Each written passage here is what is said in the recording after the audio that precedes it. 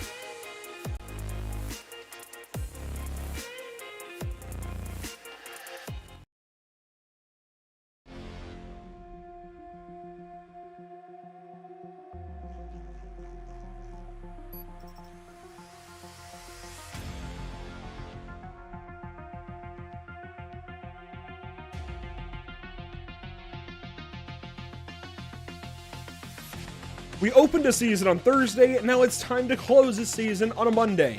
Aldo Secklin comes to Texas chasing a familiar name. Steve Singer, remember him? Scar's Sports Car Champion is looking to add another accolade to his name, and he's got the leg up on the Lonestar Racing GT3 field before the green flag ever drops. Hi, welcome to PitStop TV, the virtual Circuit of the Americas. I'm Andrew Cardinale IV with Emerson Arden alongside this evening. COTA was just about purpose-built, and really was purpose-built for Formula One racing, but that doesn't mean it doesn't have other uses. Just this past March, NASCAR and our own MPI Cup Series visited the circuit, and tonight it's Lonestar Racing's turn with some specialty-built GT3 cars, Emerson. Absolutely, it's a fantastic race course, no matter what you bring here. Of course, Formula One has always put on a great show here. MotoGP is always an insane show. I think back to the amazing run through the field earlier this season. NASCAR has always been a blast here. It's always been chaotic. And GT cars, sports cars, IMSA style racing at this track will always be quite the treat for us tonight. There is a lot of factors to this track that can become intriguing challenges that might be only a COTA based. There's some anti-cuts or verstoppers, as JP will like to call them, that'll really throw these cars around. That's one thing that you don't really typically see on most road courses. So it'll be intriguing to see if any GT3 cars come encounter a verstopper, how that will affect the car.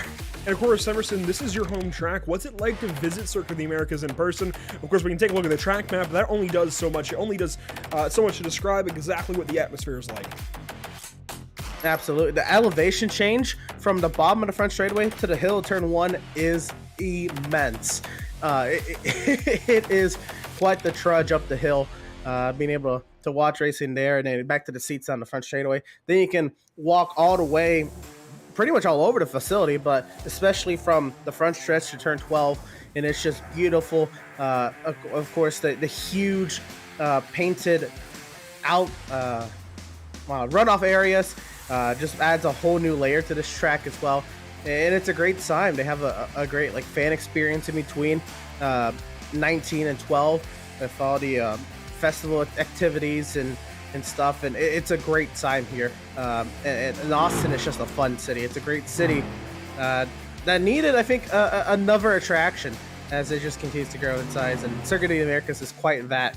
Now we have the S's again, and a lot of elevation change all the way at the top of the hill, turn one.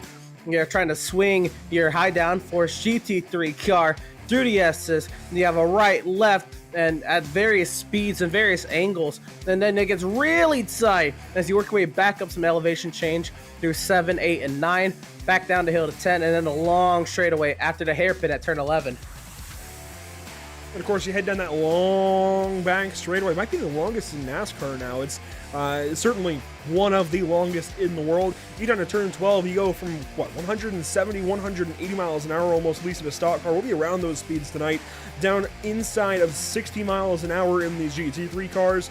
And then, of course, you head through those couple of twists and bends, almost hairpins, but of course, we had to tilcatize it just a little bit and square those off, kind of give it some geometry and make a stadium section there through 14, 15, and 16. You come around turn 17, and it really is a 4 apex corner. You see the 4 little bends there, the 4 little corners. It is a 4 apex corner just about, and brings you around town almost down to turns 19 and 22. Relatively straightforward looking corners that both have their intricacies, and 20 just gets that a little bit slower, opening up for some moves, and we will see some moves, I think, in turn 20 tonight.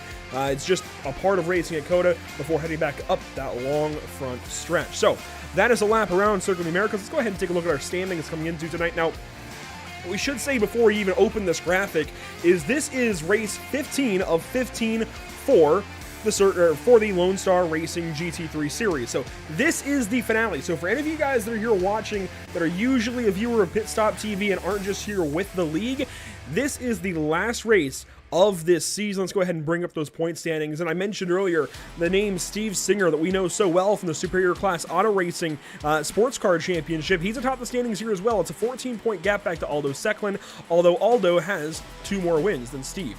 Kevin Blue comes in on the 3rd spot, Dakota Anderson there in 4th, and based on the points numbers for this series, I don't think there's any way that either or anybody not in the top 2 wins this championship. I think it's mathematically impossible for anybody but Aldo Secklin to unseat Steve Singer atop the standings. Royce Scrivano also makes it the top 5 though with a couple of wins apiece. David Knowles, Chris Gones, Jesse Redding, one of the other names we know of course from SCAR, and then Zach Millett and Kevin Grettenberger, I believe it is. I had to double check that one. I want to say it's Kevin, but anyways, maybe Kurt actually. Anyway, Kay Grettenberger making it the back end of the top 10. You see some other names that we're used to on the right side of the screen. Mark Truxell, Travis Stevens, Justin Erb. Mark Truxell we know from SCAR. Travis Stevens, Justin Erb we know from MPI. And it's good to see some familiar names there on the point standings. Give us a little bit of a familiarity as we tackle on the pretty much a brand new series to us. We get to bring, of course, the season finale action, which is going to be a grand old time. And as you said, at the top of the standings, it really is Steve Singer's and Aldo Secklin's title to settle amongst themselves, but there are so many spots open for debate on the second half of the point sheet as well. So many very close battles. You see that battle for 12. They are tied with Jerry Stone and Joseph Tucker. They're again tied at 16 with Travis Stevens and Matt Crockett. Again tied at 18 with Justin Erb and Andrew Dirks, and Mark Bradshaw is just 1 point behind them. There's so many intricate battles that could be settled here in this final race tonight, and a whole lot to watch for in the season finale.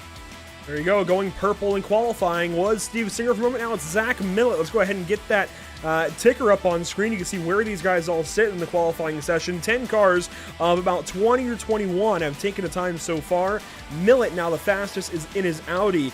And it's interesting, actually, that it's an Audi on top of the board here, Emerson, but not that interesting. This is a track, a course, a circuit where you want a car that can attack the corners and can get around these turns. It makes sense almost that an Audi would be quick and have a bit of a leg up. Now Drew Blaze goes to the 2nd spot and quickly escapes out of his car. Here's a look at Chris Gones here in a McLaren.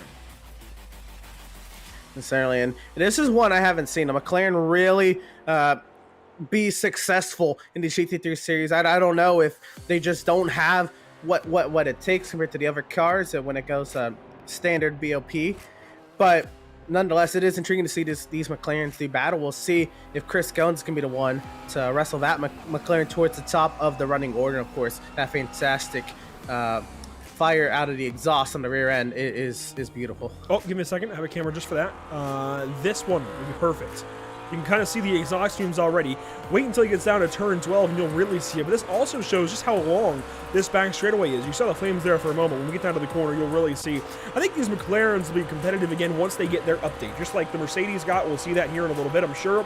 There we go. There's the flames. If we ever get a new McLaren, they'll be competitive again. That seems to be how it goes. It takes a car update to get them up to speed. Here's Aldo Secklin. 2nd in the standings coming into this evening, and a little bit loose there around the S's. I almost said JP. Emerson looks like Aldo very much learning the intricacies of COTA pretty quick. And absolutely, there's a reason why this driver is atop the point standings. Now, it'd be intriguing to see, and maybe for us to go back on the season to look at if these drivers were able to maintain or had to maintain a certain car through the season, were able to pick whatever car they like per track, as it kind of was for an ARL. But what I'm intrigued to see is that Ferrari, if that truly is what he ran all season, as you see Millett finishes up his qualifying run, we've kind of seen the Ferrari kind of, it still is a favorite. It still has its own series here on iRacing, the official series with the Ferrari GT3 fix. But we've kind of seen it drop down the order of cars that are picked in those GT3 categories. And it's good to see that this Ferrari GT3 still gained some. Even with this new car, it didn't really buff it up that much. So it's great to see the love for the Ferrari GT3. Well, and only with Auto Select do work with it. It really only got that facelift that you're talking about to bring it up to 2020 spec. It wasn't like the Mercedes that we just got that was completely brand new, and hopefully somebody is in that Mercedes that we can take a look at here soon. But it is interesting that you mentioned the fact that this car has dropped down the selection board.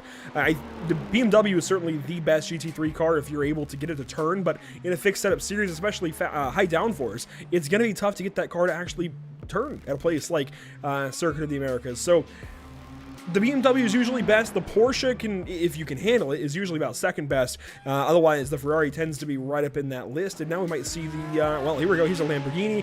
Might even see the Mercedes start to take over as the best or second best car. There's a BMW in the field for David Tamira, it looks like. So let's go ahead and get down to our starting grid this evening. 21 cars, it looks like. And we saw Zach Millett a little bit, who went on pole in car number, there we go, in car number 315. So he will join us from the start, or from the front of the field, with Drew Blaze rolling off Emerson from the second spot in car 69. Starting from row number 2, though, you've got your championship leader. There's Steve Singer in car 6. Justin Erb rolls off from the 4th place. And what's interesting about these guys coming over from MPI, Mark Truxell and those guys were already here. The guys that crossed over from SCAR, they were already in this series. But those guys, Travis Stevens, Justin Erb, that are here this evening, joined last week when Kevin Blue, actually, who organized this league, went ahead and let them know that there was a series happening. We'd be broadcasting this last race. They went ahead and joined, so hopefully they stick around for a longer term. Very cool to see Justin Urban, Travis Stevens, there you go, in position number 5, joining this series potentially for the long haul. Dakota Anderson there starts from the 6th position in car 17, just ahead of Kevin Blue in the Lonestar Racing number 54. Joseph Tucker rolls off from position 8 this evening in car 13, and to round out your top 10, you'll find Chris Gones in a McLaren and Waylon Vining in car 16. Good luck, everybody. Row number 6 is where you're going to find a couple Ferraris there of Jesse Redding and Otto Secklin. Finally, we back to row number 7, and it'll be the 14 of David Tamira and the 26 of Keaton Burnett. Row number 8, it'll be the 18 of Ash Ridge, the 19 of Mike Fahey. Row number 9, it'll be the 10 of Justin Johnson, the 18th position driver, the 21 of Drew Proel. Back to row number 10, it'll be Slade Johnston, Britt Osborne, and to round out the field, 21st place, Gary Beal, in that number 187. I think you had it right there almost for a second. Mike Fahey in position 16 for this evening's race. I believe that's how you would go ahead and go about that. So 21 cars in total. You see the red lights coming on. That means these drivers will be released from the grid in just a few moments. They'll be able to start pulling up. Now, this is a 90-minute race. That means we're expecting about 44 laps this evening in our 90-minute actual race, and they also have some interesting race details, I guess, we can go ahead and talk about. We're used to fixed setup GT3 racing with North American Racing League, but we're not used to 90-minute racing. We're also not used to a 70% fuel load. What that does mean, Emerson, is while they do have to still pit, they have to pit earlier than they would if this was a normal GT3 race where fuel is unlimited, or not unlimited, but up to 100% fuel capacity. So they'll be pitting probably around 40 minutes into this run, maybe a little bit deeper. Depends on exactly how much fuel they can save or how much fuel they end up using. Might even pit a little bit earlier. So we expect 2 pit stops. So it's increasing a stop of the pit lane. They also have 2 fast repairs and an incident limit of 25, which is higher than North American Racing League, but that's not the actual incident limit, that's the incident penalty mark. They actually have 50 incidents they can use throughout the course of this race, and I'm sure plenty of them will use quite a few of those, of course, with off-tracks being, off-track will plenty, certainly here at Circuit of the Americas.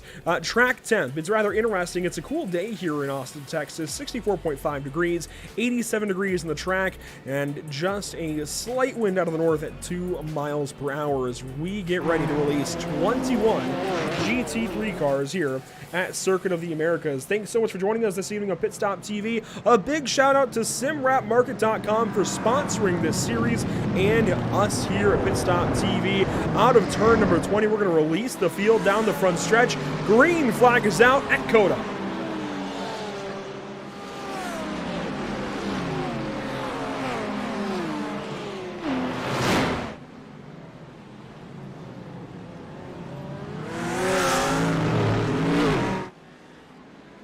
Oh, 1 car around already. That's the McLaren, I believe, have gone sideways on the exit curbing, but everybody keeps going. Great catch from Chris Gones. He'll drop down the running order, but again, it's a 90-minute race. At least for us, it's a little bit of a longer race, so there's definitely time to make that up. We got another car going around in the S's. Looks like that's going to be Gary Beal in car 187. A Lamborghini does go around. Justin Erb now putting some pressure on Steve Singer. And I believe everybody else has gotten on through. Down to turn 11 we'll go. Here we go. A move from Drew Blaze to the inside. No, Zach Millett rather, as Drew Blaze had taken the race lead. Millett goes back on by in his Audi, and there's another side-by-side with Aldo Secklin and Dakota Anderson, it looks like. That being settled quickly as here we go. Blaze has a run. Right, it was intriguing to see Blaze get that run through turn 1. Now he's going at it down the back straightaway. Under attack now from Steve Singer. He has to go defensive well under the attack. A lot of aggressive moves down the straightaway and into turn 12. It'll be Millett through the apex and out into the rest of the track. Everybody else jostling for position, third on back. A move there from Secklin on Erb. Secklin, one of the championship competitors. He's now just behind his main championship competitor, well, his only, really, in Steve Singer. So your top two in the standings are now nose to tail. And look at that gray ghost style number 6 for Steve Singer. That glints beautifully in the sunlight. That is a good-looking Mercedes, and that is the updated Mercedes Emerson. We're getting a first look at it here on PitStop TV. This is a great chance to look at this brand new car on the iRacing.com service, added for us by iRacing in the most recent build here in June. Boy, does it look good. Beautiful looking car. Can't wait to see how it does here on the service, to have it stack up against the rest of these GT3 cars. Got a little bit of a hint of that at Watkins Glen, but I think that was everybody's kind of first taste in that Mercedes, so we'll start to learn more about it as the weeks go on. Starting to really tighten up here, though. Let's go on board with Justin Erb as he chases down Aldo Secklin and has a view as well as Steve Singer. Zach Millett, Drew Blaze still very close to the first lap. And Blaze's Ferrari looks good, Emerson, but it's just a little bit pushy in that dirty air. Doesn't have the front grip he needs. Right, and again, they have the high downforce setups. Now, as far as car to car, I don't know how much of an effect the high downforce setup has it on the Ferrari versus the Audi, but you saw it there. The nose kind of just took off on them as they entered the S's, and under attack, we got a car in the wall here. It's a Porsche. Waylon Vining out of the Mid-South. The hoppy Porsche goes for a bit of a spin. I believe that's out of turn 9, maybe 7 or 8. As Aldo Secklin's got a problem car, 666 off in turn 11, and he's got a lot of nose damage, Emerson. These guys do have 2 fast fixes, but you don't want to have to use them this quick. Absolutely not. You do get a couple mulligans, but again, an hour and a half long race. Using one this early, you're going to have to drive extra carefully the rest of the race. You're going to go ahead and grab a replay and see what happened here in these opening incidents in the race. This is a look here at Aldo Secklin's issue into turn 10. He's chasing, or turn 10, 11 rather. He's chasing Steve Singer, his championship competitor. Let's go on board with him and take a look as to how this all happens. Oh, gets to the inside of Steve there into 9. Now for 10, he had backed up. Is Justin Erb maybe the back end of him? No, he's going to get a move here, it looks like, on Singer. That's close contact between the two on lap 2. Oh, and Steve comes over. Oh, goodness. All right. Okay. I don't quite know what caused that initial, or I guess that final move of contact between Singer and Secklin, but I'd imagine Singer wasn't happy with the aggression that Secklin was showing this early in the race. It is a 90-minute race. There really was not any need to be that aggressive this early. Let's check this out from Justin Erb's point of view. You'll see the move in its entirety here down this little straightaway. Yeah, that's an odd place to make a pass. Contact there, and Steve just comes over.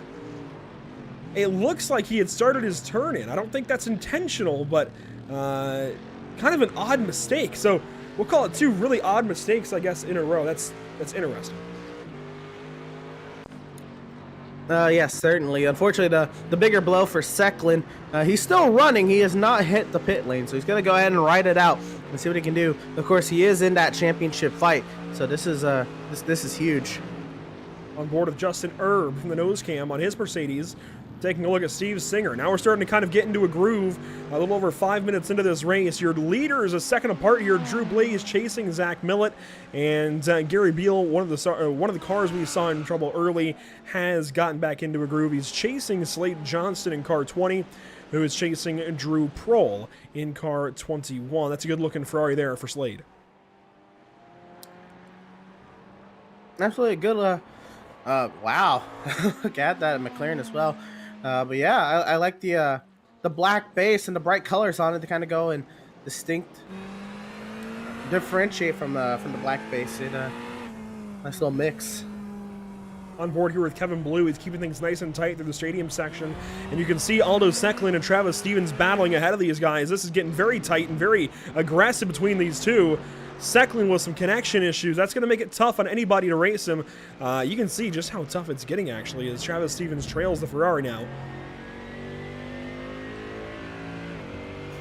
So quickly, a lot of drama. Yeah, absolutely.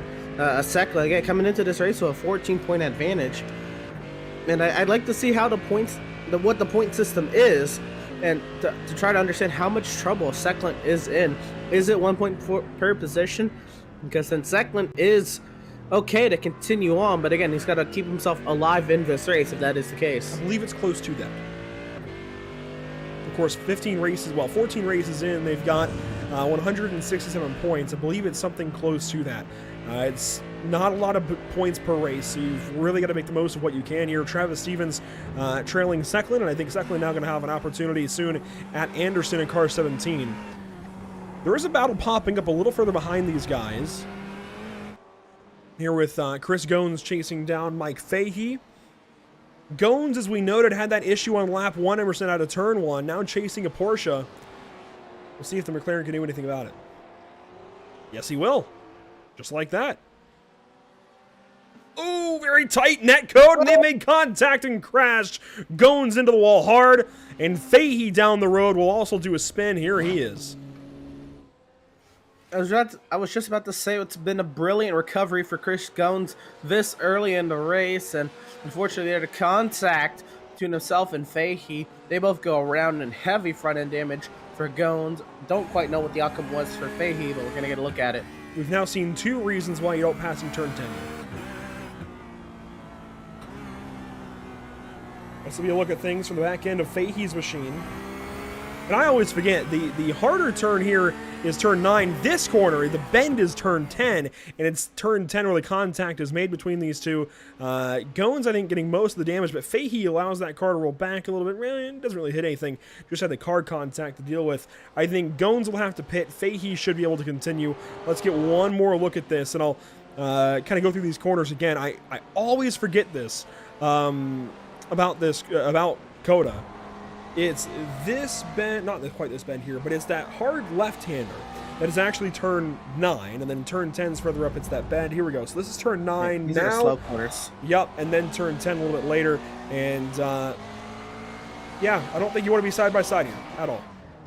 It's not really a turn in these cars. In a stock car, it is. Also, later down the back straightaway, Chris Goins had a spin out of turn 12 as well. So Goins is limping a very ill-handling McLaren back to the pit lane as we speak. But you see there it is, entering the pit lane. Gonna grab one of those quick repairs, and we'll see him back into the race pretty shortly. But you're right. Turn 9 is that slowest corner there in the S section, at the end of the S section. Turn 10 really isn't even a corner in these cars. It is in a stock car because you have to lift, sometimes even brake for turn 10 just because of how the elevation changes there over turn 10. And you saw both of them kind of get caught out there with the close proximity to one another. It's just a quick repair and a release for the McLaren. Side by side here, this is Stevens and Dakota Anderson.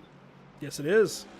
Dakota Anderson there on now the right side from our camera perspective. He is in the old Mercedes here, Emerson. He is in the previous iteration of the Mercedes AMG with Stevens in the brand new one that was just released. You're seeing how these two cars stack up. They're on the same setup, I believe, maybe small, minute differences. Really cool, actually, to see that the old one can still compete. Kind of a zombie Dodge situation like we had in NASCAR for so many years. This is actually really cool. And it's fancy. You get to see, is it really going to be an upgrade here if Dakota Anderson and Travis Stevens going toe-to-toe? And this is already the battle that Aldo Secklin has made his way through. Secklin's already gone and away. Looking forward at this is Dakota Anderson holding that inside line. You see Stevens experimenting a little bit. Able to get any sort of a run so far. They still, again, long race to go here into turn 20. How closely can you tail the older Mercedes and the newer Mercedes? Get to see, nearly breaking traction out of 20. You see some of the small differences there on the noses of these cars. That's really where the differences are. The rear fascia mostly the same. It's mostly all aero kit and facelift updates that have been done here. Slade Johnston has a problem in his Autism Speaks Ferrari. He goes around, I believe this is the back end of the circuit. And yes, that was at a turn 12. No, he's in turn 13. So a look at him there as Gary Beal has a problem again in his Lamborghini. He'll get back going. Waylon Vining also off. I was going to say, Vining had an issue as well. A lot of drivers getting caught out here. And, I mean, for what it's worth, we don't know. Oh, wow. That's Secklin bullying his way past Justin Urban. Secklin, he might be on a mission to get back to Singer. That might be something we want to watch. What happens when Secklin gets back to Singer?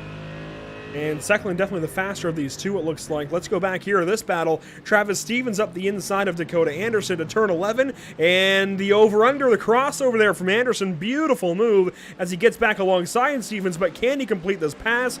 I don't think so. Not just yet. He moves back in behind Travis Stevens. And will use this draft. Stevens now over to the left side of the track to block. It's so tough to defend against this back straightaway. Being in our fixed setups is a little easier, but look at this lunge around the outside. He can't get it done. Have to fall back in line behind Stevens. Anderson gave it a nice go, and now has to see what he can do now, tailing the newer Mercedes. And, yep, there's Keaton Burnett going around. Keaton Burnett with that slight issue in car 26. He gets back going. Now Aldo Secklin chasing down Steve Singer. We've got our eyes here for a good reason. These are your two championship competitors. Secklin with a lot of connection issues, already contact between he and Singer. I'd imagine there's a few emotions with that as well, Emerson. We saw a bit of a fake back over to the left from Singer that actually created the nearly race-ending contact there for Secklin. But Secklin felt like it wasn't enough damage to warrant a pit stop, and it certainly looks like it hasn't been. He is fast, and he's driven back up to the back end of car 6. We watch and we await to see what Secklin does. He's going to pressure Steve Singer to give him the spot. And you know what? Steve plays nice. I was going to say, yeah, Steve plays nice. I think Secklin, he wanted to show his displeasure without, I guess, laying a bumper to him. That's what it looked like. It looked like he got as aggressive as he could be without making any contact. Nice moves there out of each driver. Now Justin Erb not too far back of Steve Singer. You can see it from the gearbox here, from the rear bumper anyway. That purple, black, and blue Mercedes now running down car 6 just a little bit. We'll see if that gap can actually be made up. Now, what's interesting to me is Justin Erb had a rough time here in the MPI Cup Series back in March. He's doing pretty good today, though, Emerson. 5th place, of course, and showing these road guys that he can hang. And that's intriguing. I mean, now the NASCAR, the Gen 7 car has gotten updates. It does have slightly better brakes than it did prior to, but that version of the Gen 7 car, the braking was so horrific. I'll just be real. It was horrific in that car. And these GT3 cars, granted, they're not going as fast down these straightaways at that, but the braking is just so much better. I think these GT3 cars play a little nicer to someone who might not be 1,000% up to speed on road. Justin Erb, though, is proving that he can wheel this Mercedes around, at least this new Mercedes, and he's having to go there at Steve Singer. Got a car in the pit lane here. It's a McLaren. Two cars that started from the pit lane. They are Justin Johnson and Drew Prohl that are in the pits. And problems for Slade Johnston again, but Johnson and Prohl coming in. I'm not sure if either one of them had damage and it was maybe for a fast fix.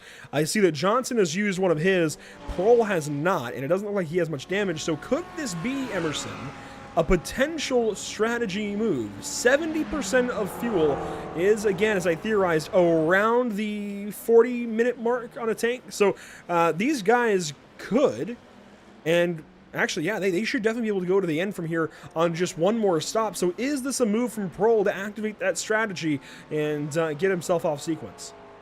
I was going to say, you know this race, more than likely, is going to go green to the end, unless there's some insane circumstance that brings out a full course yellow. So that you're playing this race going green. What we typically talk about when it comes to like a NASCAR road race is, well, before stages, if you thought the race was going to go green, you work the race backwards. And at that, you can use the stages in real life to still work a strategy around those. But typically, a road race is not going to have a full course caution. It's not going to have a break of the action that bunches the field back up. You run the race backwards. You pit now. So you can only have to pit that one time later, get that full tank of fuel, and just be out there running your best laps at the end of the race instead of having to break up that last stint, those last final 15 minutes. You don't want to get out of a rhythm when it's crunch time. Deep in the field, here's Ash Ridge pressuring Waylon Vining out of turn 1, now down through turn 2 and into the S's. A couple of Porsches, and they're both deep in the field here, Emerson. Do you think there's something to that? Maybe the Porsche a little too difficult for these guys this evening? Porsche is quite a difficult car to drive in itself. I don't quite know, especially because we have these fixed setups. I don't know if it's just maybe driver preference that we see these cars struggle, but Ash Ridge is not really come to grips with the track there. You saw him really miss 8 and thus also have a tough time into turn 9 as well. It could be, though. The Porsche is a difficult car to drive. Actually, those two switch spots right there at 11. We cut away from it. I felt like Formula 1 at Monaco for a second, but we go back to it anyways. There is a moment developing here with not Franklin Ash. I don't know where I got Franklin Ash from. Justin Erb and Steve Singer. This is down through turn 20. And around goes the McLaren of Drew Prohl that we had just talked about getting out of sequence. That's one thing you can't do. If you're going to pit and get off sequence, you can't loop the car shortly after and give up that time that you might be trying to save. Waylon Vining, I'll get these names eventually. Waylon Vining and Ash Ridge still battling here for position 13, while Steve Singer increasingly has a threat out the rear view mirror in Justin Erb. These guys could get close, and Justin, I think, will play nice considering he's got to know that Steve is a championship competitor, but at the same time, Justin wants to go fight for his own points, wants to go fight for his own pride and get that 4th spot if he can. Certainly, Erb has that opportunity to potentially even go for the win should something happen to, say, a Zach Millett or Drew Blaze. I gotta say, you touch back on that Ash Ridge Waylon Vining battle. They are going at it hard. This is probably some of the hardest racing I've seen them go at it. It's a lot of fun. I'm glad to see that that's happening all throughout the pack. You see Erb really trying to size up on a little bit of a mistake there from Singer not clipping the apex there at the hairpin. And that's going to be trouble down this long back straightaway. You see him already trying to break the slipstream. Maybe a little bit of Ravon snake. Panic. Yeah, the Ravon S. Down to turn 12, Justin Erb dancing in the draft of Steve Singer. Now falls back a little bit into the braking zone for turn 12. Now closes in right at apex. Singer missed it. Erb challenged it, and Travis Stevens is closing in from behind. Erb around the outside says, nope, I'll let you have that corner, but I want to take the next. Trying to go up the right side into the stadium section. Singer dancing around, moving around, losing the rear end of the car just a little bit. Now Erb holds himself back, cuts down to the apex, tried to get a run off the corner, but it wasn't quite enough. My goodness, these guys are having fun at COTA. An absolute duel amongst Steve Singer and Justin Erb, and you see right there just how important that turn 11 apex is. You saw that Steve Singer was paying the price for missing that apex all the way through the stadium section. And now through turn 20, here we go again. It's just another lap around here. 71 minutes to go, and these boys still going at it. In a line now, all three of them up the hill to turn 1. Steve Singer far enough ahead, I think, that he doesn't have to worry too much about Justin Erb as Travis Stevens closes way in from behind. Erb going to try to sweep out wide and get a run for turn 2. Is he able to do it, Emerson, by the bottom of the hill? A great run, tailing now, looking to see what he can do, seeing where he can sit. Not really a passing zone here, unless Singer makes a mistake, but you certainly bet Erb is going to be trying to force that mistake through the very rivet S's here. Singer now laying on the brakes as they go through 6, now to 7, on their way to turn 8. This is 8, my apologies, into 9. Very tight corner, all over the curbing down the exit and down to turn 10. Turn 11, this is where Singer struggled last time. Let's see if we can make it do this time. Up the inside goes Justin Erb, challenging the apex, charging the corner, taking the spot over car 6. And now Travis Stevens going to close in from behind. There's great battling behind these guys now as well. Dakota Anderson, Kevin Blue, nose to tail trying to swap spots. There was even a pit stop in that battle as Ash Ridge still chases Waylon Vining. Chris Goins now into the 14th spot. Britt Osborne in car 421 is 15th, while David Tamira is in the pit lane, and it looks like done for the day potentially. Back up to this battle for 4th place. 5th and 6th, down to turn 12. Singer trying to take the inside for 13. He is there. They're still going at it. They're not done. Singer and Herb still going toe-to-toe through these slow corners. Both of them fighting the rear grip and the traction. One car stopped. That was Keaton Burnett off course. Singer out wide through, what was that, 17 and 18, right back to it. Emerson down to turn 19. Here comes Stevens. Trying to now not panic and trying to maintain what he's got. Singer's got to keep himself alive and well in this race. Should Secklin have some more mistakes later on in this event, Singer's got to be right there to capitalize. Travis Stevens up to 6 is trying to get his own positioning and put himself into the top 5. So it calms down for just a moment, and I really do mean just a moment here, as they work back up to turn 1. You see Justin Erb, then Steve Singer, Travis Stevens all on a line as we have these great on-track shots. Here comes Dakota Anderson, who goes out wide over our camera there.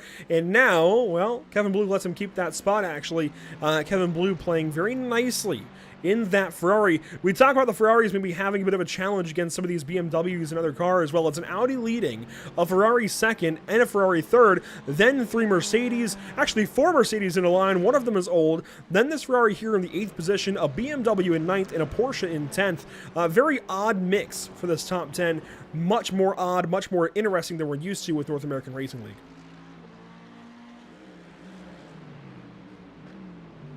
Up the inside for turn 11, you saw Travis Stevens take a look, and you're right, Mark Thomas, this is a fantastic race so far.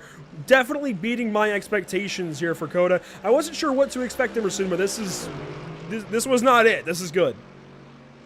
Fantastic stuff. And you saw the lens there in the turn 11. That's such a tough corner, especially for drivers on single monitors. You cannot see the apex at turn 11 unless you have an insane FOV. So turn 11, especially if you're on a single monitor, is probably one of the toughest corners, if not the toughest corner on the sim. Just how flat and how sharp that corner is. The trip monitor, you can see the apex, no problem. So you've seen these drivers really struggle to get to turn 11. If you know they're on a single monitor, that probably is why. Still here with Travis Stevens putting pressure on Steve Singer. I think Steve really finding a bit more competition than he was expecting this evening. He's on his back foot. We saw him dominate in the SCAR days when we had their sports car championship in GT1 cars, but put him in GT3 cars at COTA, and it seems like he's finding some extra competition, and especially with these two around him, Justin Urban, Travis Stevens, 2 drivers out of the MPI Cup Series that we're familiar with, joining just last week, I think bringing some extra competition to this top 5 and top 10 really. He's finding it a little more difficult to find these spots, I think.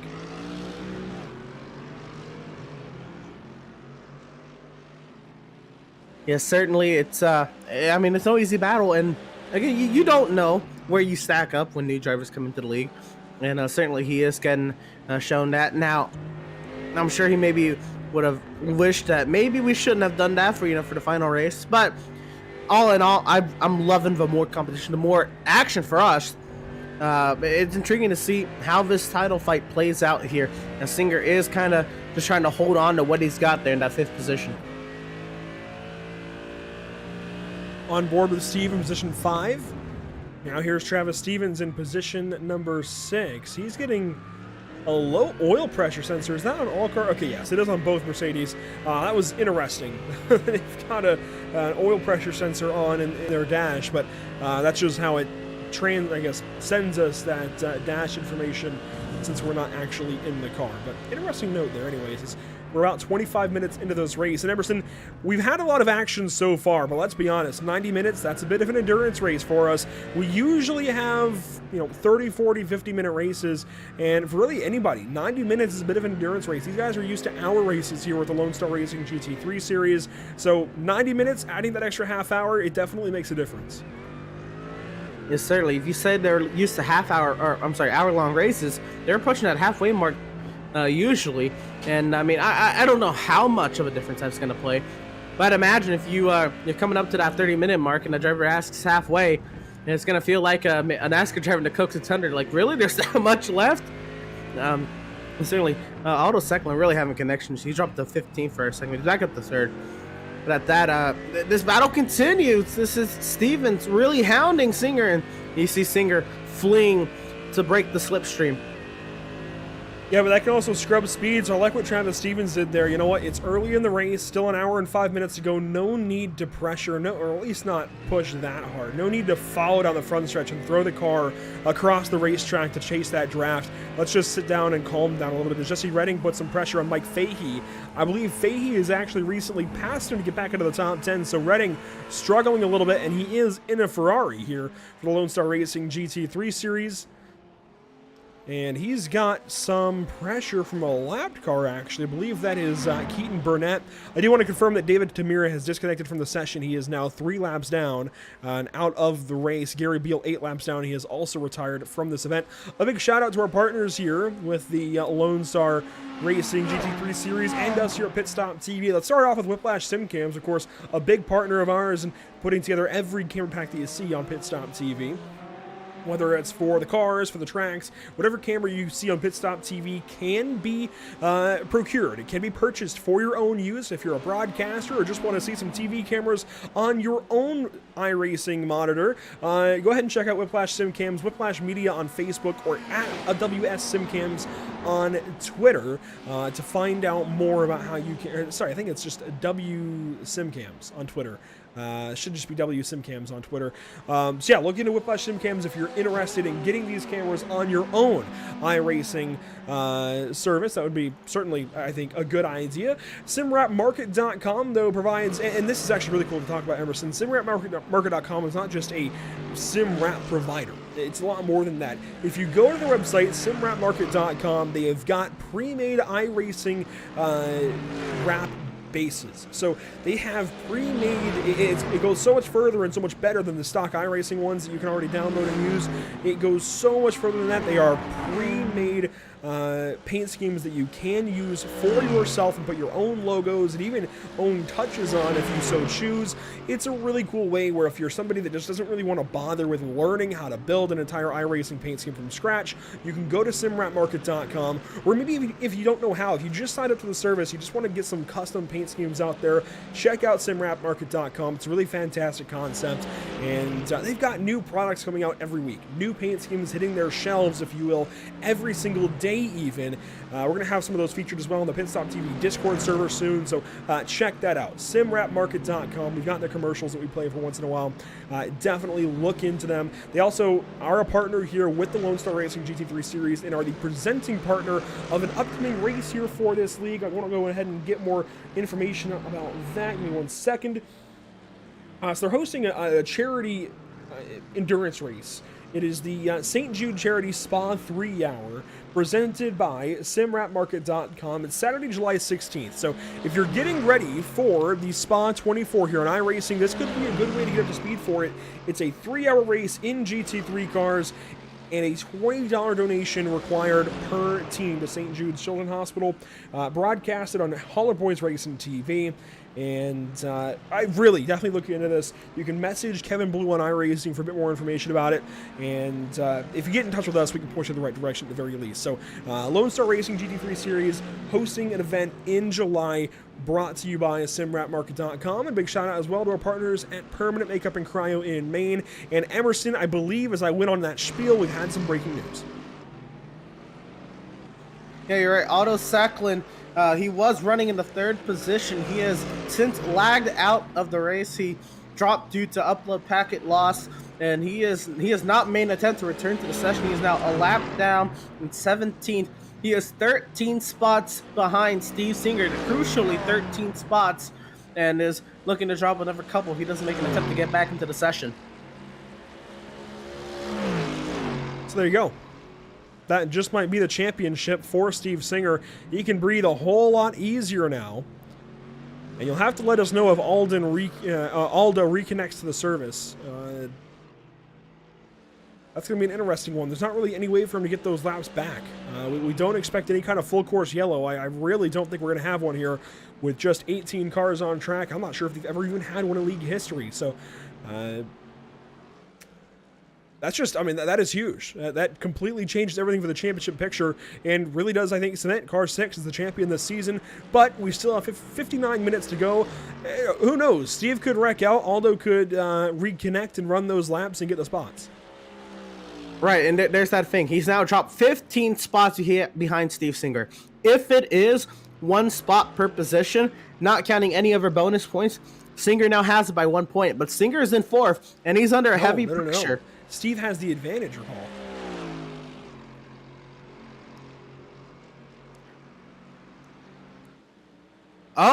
Oh, that's right. Singer, my apology. I thought second was the point leader. You're right, Steve Singer. He is, well, yeah, he has the 14-point advantage, and well, that grows. But again, he has to keep himself alive in this race. He cannot wreck out of this race, and he has to make all the laps. I think that'll kind of lessen the stress he has against Travis Stevens now.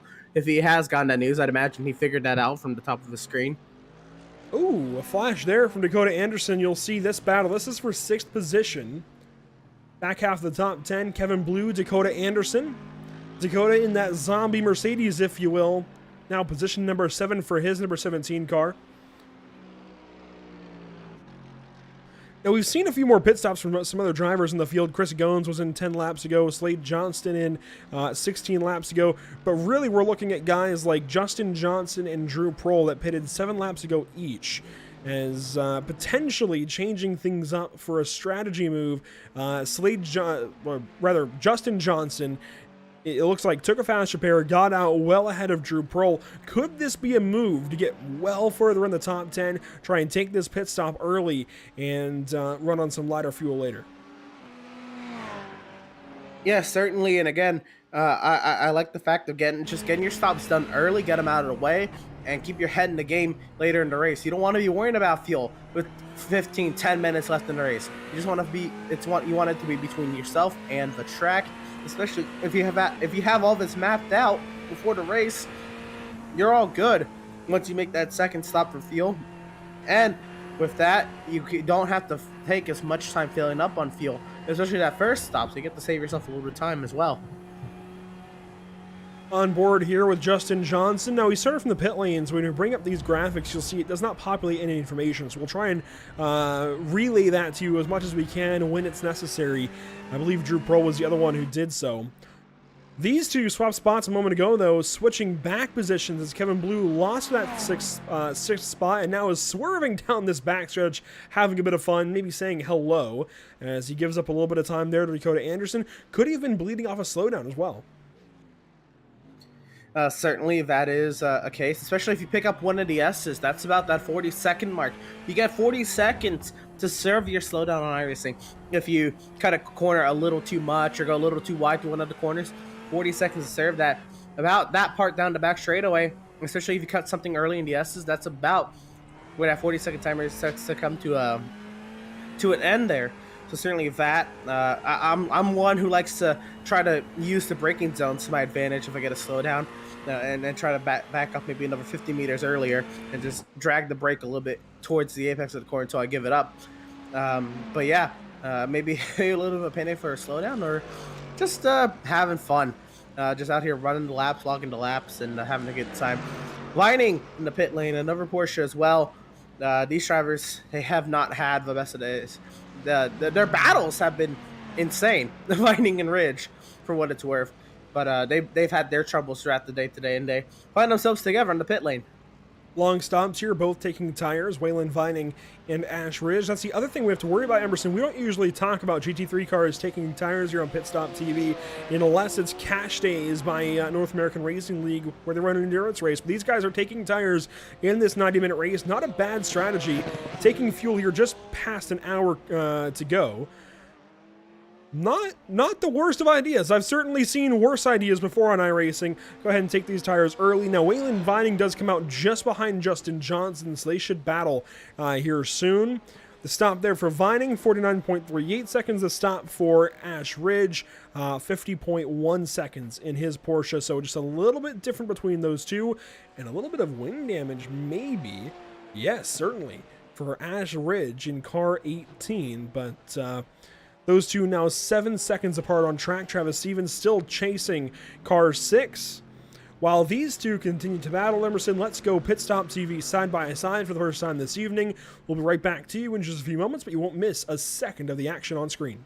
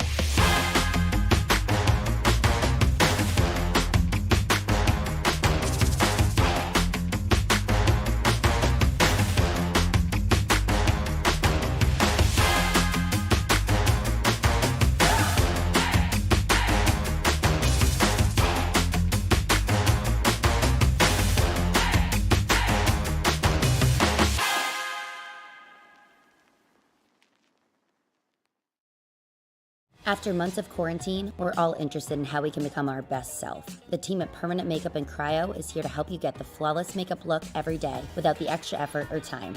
When it comes to your appearance, you deserve the best care that money can buy.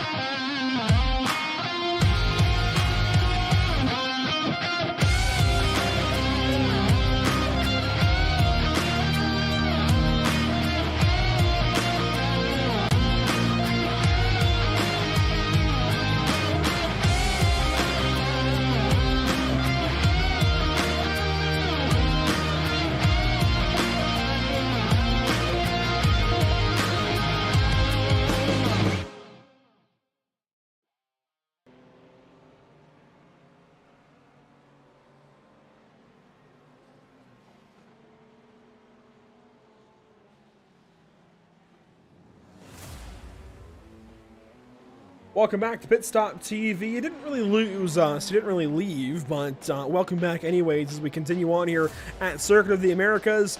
Just about 40 minutes into this race, that means pit stop should be underway soon. In fact, here comes one car. That was Waylon Vining back down the pit lane. Could this be an incident penalty for these two drivers as Ash Ridge is back in? Very odd, but they do bring in Slade Johnson just behind in a Ferrari. Pretty odd that these two are back down the pit lane, though, and yes, it looks like a drive-through for each of them. Waylon Vining and Ash Ridge. No, Ash Ridge is actually into his pit box. He'll come in for service. Slade Johnston as well, but we are expecting the leaders on pit lane here very, very soon. The top of those two, by the way, is Zach Millett, out front by 11.7 seconds, 50 minutes to go in this race. That means we're 40 minutes complete here out of 90. It's wild to think Millett, the only part of the race he didn't lead was from turn 2 to turn 11. After he took the lead down the back straightaway on lap 1, he had set sail. Blaze tried as he might, but Blaze has long lost sight of the 315. You see that track temp? It is 81 degrees. Has it dropped from earlier? Wasn't it like in the 90s? It has dropped, and here we go. The other big point we got to hit on is the battle for the championship. That is, Steve Singer has just about locked things up. Aldo Secklin started this race in contention, but has now dropped out of competition in the season finale for the Lonestar Racing GT3 series. That means it's all Steve Singer ahead by 14 points, plus whatever he earns this evening, with Aldo Secklin very far deep in this field. So, as we get back fully to proper coverage now, Steve Singer well in the championship, we do believe, but he does have trouble from Justin Erb and Travis Stevens, being passed up by both of them recently. Most recently was Travis Stevens in car 24. And that happened just moments ago, too. Yeah, absolutely. And they've really been working over Steve Singer. And at that, I think if he saw Aldo Secklin have his trouble, and Secklin has not made an attempt to rejoin, so I think he's kind of throwing his hands up in terms of the title. So I think Singer realizes that at that, he just has to finish. And there's no need to be battling this hard for effectively 5th place. And so a 4th place at that. So he just kind of let it on through. I think he still wants to keep that fight up, but he's not going to put himself in any danger, I don't think. Actually, Steve Singer has just come over driver's chat. He is pitting this lap. I was just going to say, maybe he can save some fuel as well, try and take less fuel on his second stop. And with how deep they're going in this run, about 42 minutes now, may as well try and save some fuel later on. You might even be able to cut this down to a one-stop race if you're real aggressive about the saving, as Zach Millett is onto the pit lane in car 315. You see Jesse Redding ahead of him as well. So this is pit stop time as Fahey is on, Redding is on, Millett is on. Here comes Drew Blaze in second. Pit lane is about to be busy. I think the lead lap cars have ran their tanks dry, and here comes the majority of the field. We'll see Herb stay out. He may be saved a little bit. I think mostly everybody else will be making that sharp inner turn there, turn 20 into pit lane. Zach Millett should be the first of our leaders to be released, unless he takes tires and Drew Blaze potentially doesn't. Justin Erb stays out 1 lap. Kevin Blue will stay out as well as he stays on the racing course. Dakota Anderson, though, comes in from the 7th position. Just waiting on the Audi of Millet to release. He's taking tires, and this stop comes just before halfway. So even if he can't run to the end here, there goes Blaze. Blaze will take the race lead with just a fuel stop. Maybe trying to keep the same tires on the car all race, or going to take tires late. But that doesn't seem like a great idea, as Millet will take tires and drop well behind Blaze. Singer is on the jacks, I think. No, he's not yet. There goes Stevens. Singer does go on the jacks. Stevens is not. What does Anderson do? It's going to be intriguing to see the grab bag of strategies. It's just fuel only for Anderson. Looks like it is tires for Singer. You see there up on the jacks. Will the tires be able to make up the difference that the drivers out there on used tires?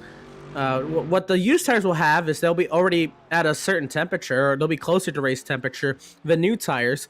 And so they'll be able to make up even more time, at least on the initial out lap. Oh, Steve Singer, Chris Goins, I think, just made some contact in one. Oh, boy. That's not going to help the case at all, as Singer probably had an extra checkup as well. So it'll be the battle of tires versus no tires. And at that, is it going to be a splash and dash at the end? Is that what we're setting up for? It's looking like it. It's looking like these guys are either going to try and save fuel and make it a one-stop race, or yeah, it'll be a quick splash and dash from the end.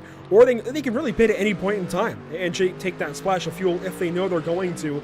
This is the replay here with Singer in turn 1. Here comes Chris Goins. I thought for a moment they made contact, but what pinged me was the off track there for Goins. No contact made, but certainly the release of car 6 tripping up that McLaren just a little bit. Now onto the pit lane, Justin Erb in his number 23 Mercedes. He will wait to see if he goes up on the air jacks in a moment. Only 11-12 seconds into his pit stop, so still in that fueling portion. And of course, fuel has to be completed before the air jacks can be deployed, before the car can go up on jacks and any other crew members can go over the wall. Emerson, I know we don't see the crew members, they aren't even animated just yet for GT3 stops, but that does still matter. If you are replicating a racing series, most racing series in the world do not allow, and of course NASCAR is an exception to that rule, but most road racing series anyways do not allow fueling and other service to be done at the same time to the car. Usually you will see fueling done first or after, usually first, and then if everything goes right, other members can go over the wall and service the car, be it for tires or driver services or what have you, repairs even. That's usually the way that goes. Erb will take tires. Stevens did not. We even saw... Who was that? It was Kevin Blue that released a moment ago. So Kevin Blue goes on by. He stayed out as well.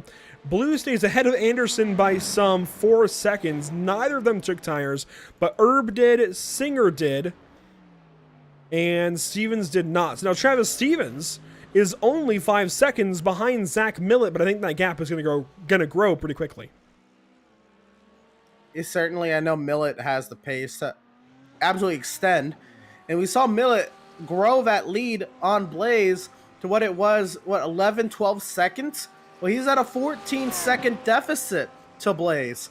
So even if he runs the exact same stint he just had with the first half of this race, he's going to be about 2 seconds shy of Drew Blaze, and that's if Blaze runs perfect to the end as well.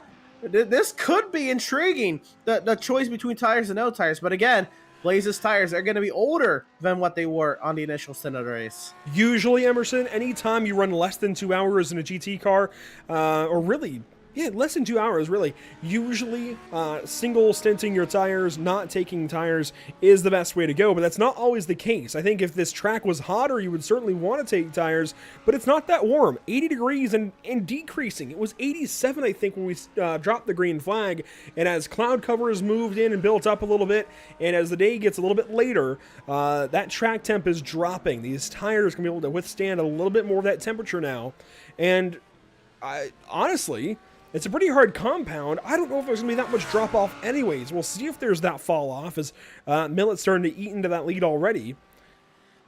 So here in a few laps, we'll really see what the difference is. I mean, Blaze is lapping at a 2:06.4 versus his fastest, which was a 2:05.1. And that last lap, Millet lapped at a 2:05.9, only a half second better than Blaze, but 1.5 seconds slower than his best lap. So we'll see as these tires come up to temperature for Millet if he's able to start putting together seconds on Drew Blaze or not. And you're right. We typically talk about this. I know we mentioned it when we ran the 6 hour this weekend. Endurance tires usually get faster, especially if you double stint them when you're talking about fuel, double fuel stint your tires. They sometimes get faster in that second stint, depending on the track condition. Now, we had a very hot Watkins Glen track for what it's worth, so that was not necessarily the case. But I just got finished running in a Open at Sonoma, and I got faster over the race. 35 lap old tires, and I'm running faster lap times than I could in qualifying. It's an intriguing tire model that we have here on iRacing, and you could see Blaze maybe run faster than his best lap later in this race.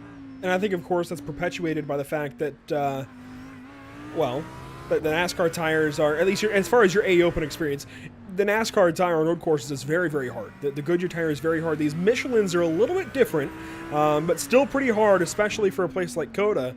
We'll see how things change. I don't think the track temps are going to have a whole lot to do with it, though. I think Millet has a great opportunity here, and it is at least going to be close, and it really just depends on further tire fall off. But double stinting is so common with GT racing. It is just about expected in most endurance races. I'm just not so sure he makes up extra time, or at least not a whole lot extra time. Maybe a few extra seconds, but then again, a few extra seconds is all he needs.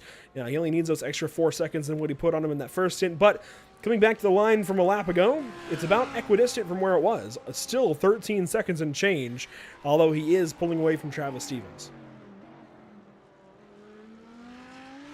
Yeah, Stevens had his ran a 2:07 that last lap, so I'd imagine either traffic or just a mistake.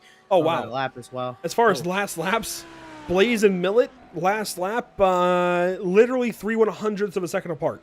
Blaze was only 3/100ths of a second slower. Those tires are still perfectly fine on that Ferrari. Oh, absolutely.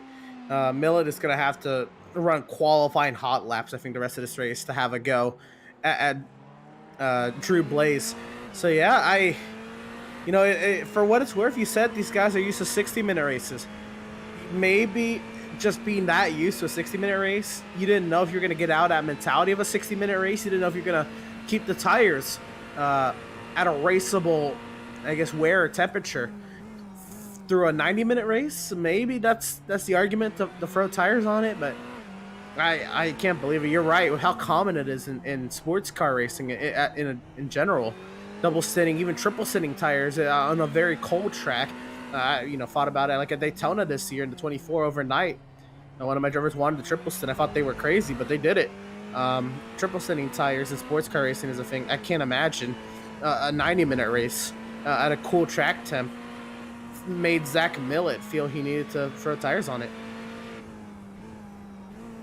I suppose one part of the theory here for Zach is that maybe Blaze is going to, he might still lap quickly, but he might also be on the verge of tipping over the edge, right, on grip. If these tires wear out, even if he keeps the speed, he could lose some of the grip and some of the comfortability.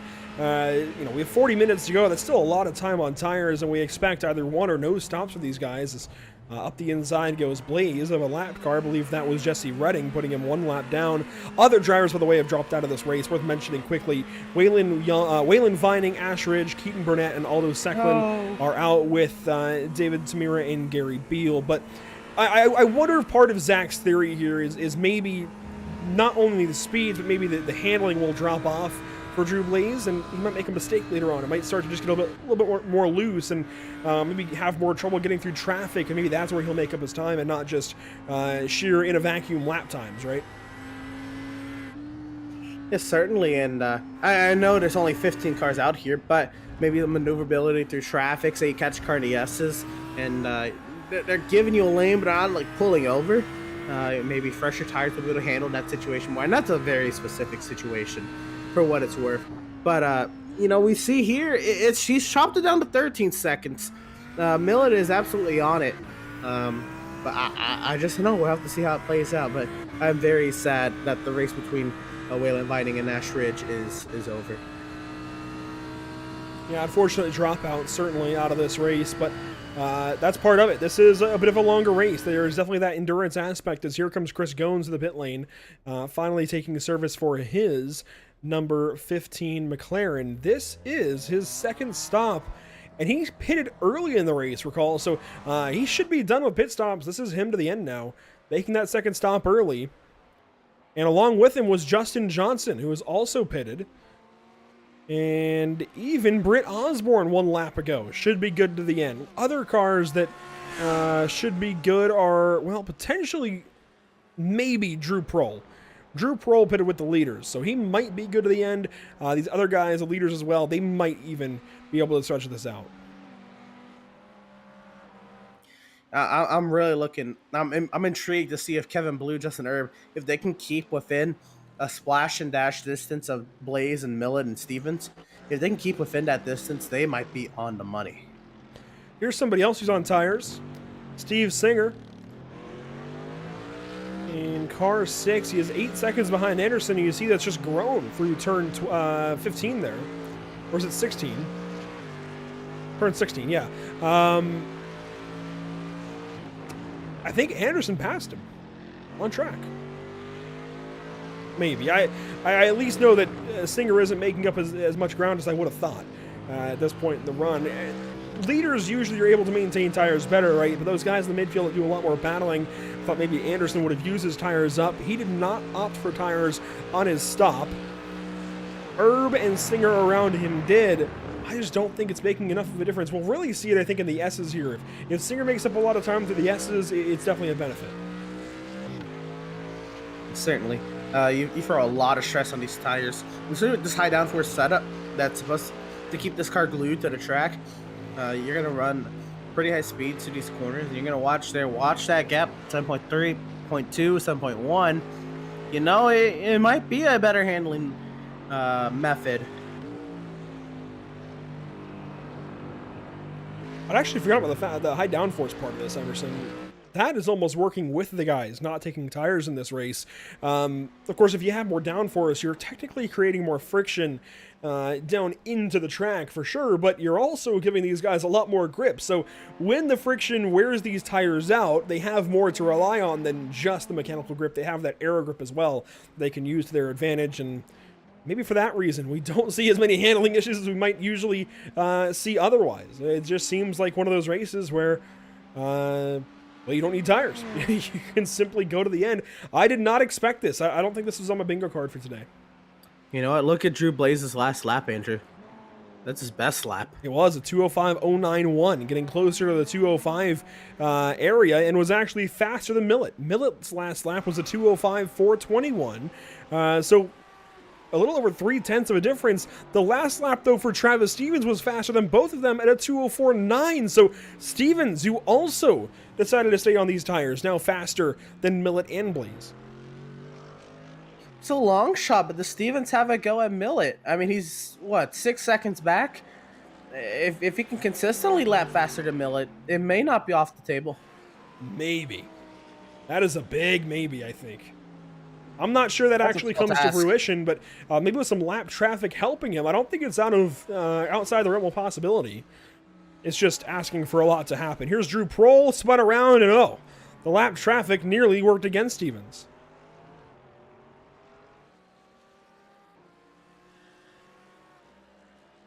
Prohl gets back going. Let's go back and take a look at what just happened to him. Through the S's in these McLarens, it's got to be tough. I can't imagine what Goins and Prohl are going through in this one as far as that goes. Let's even watch the handwork here for Drew Prohl. These McLarens are a lot of fun, but they're tough. Yeah, it doesn't look like the responsiveness that he'd want out of a GT3 car. It was a downshift, too. He just over-revved the rear. Wow. It's been a rough day. For what it's worth, he's been out there, and I respect him still going, despite all that. It could get easy to sit and see yourself 2 laps down and be like, well, what's the point? But good on them, and I appreciate and I respect the drivers who do continue despite all these mistakes and the going it's tough to continue doing, continue on, keep on, and log these laps. A good look on board here with Chris Goins in one of the McLaren MP412Cs. If you want to learn more about the McLaren, you can look up exactly that. McLaren MP4-12C. It's one of the older cars on iRacing. And, of course, if you look into the actual car, you'll see it is one of the older GT3 cars available within this grouping. It would only be beat, I believe, by the Ford GT if it were allowed in this series, but it is not. It's just a little bit too old for their liking, so not part of the Lonestar Racing GT3 series. And, oh, Travis Stevens coming in for his splash on fuel. Looks like he's not good to the end, Emerson. And he is taking tires. No, don't take tires. Oh, no. That, I think, could be a mistake. I see Dakota Anderson. That is a huge mistake. Dakota Anderson also in the pit lane as well. He must not be running a race lab or crew chief or anything. If he had that going, he would know he was faster than Drew Blaze and Zach Millett. Or at least on pace with them. That absolutely throws that race away.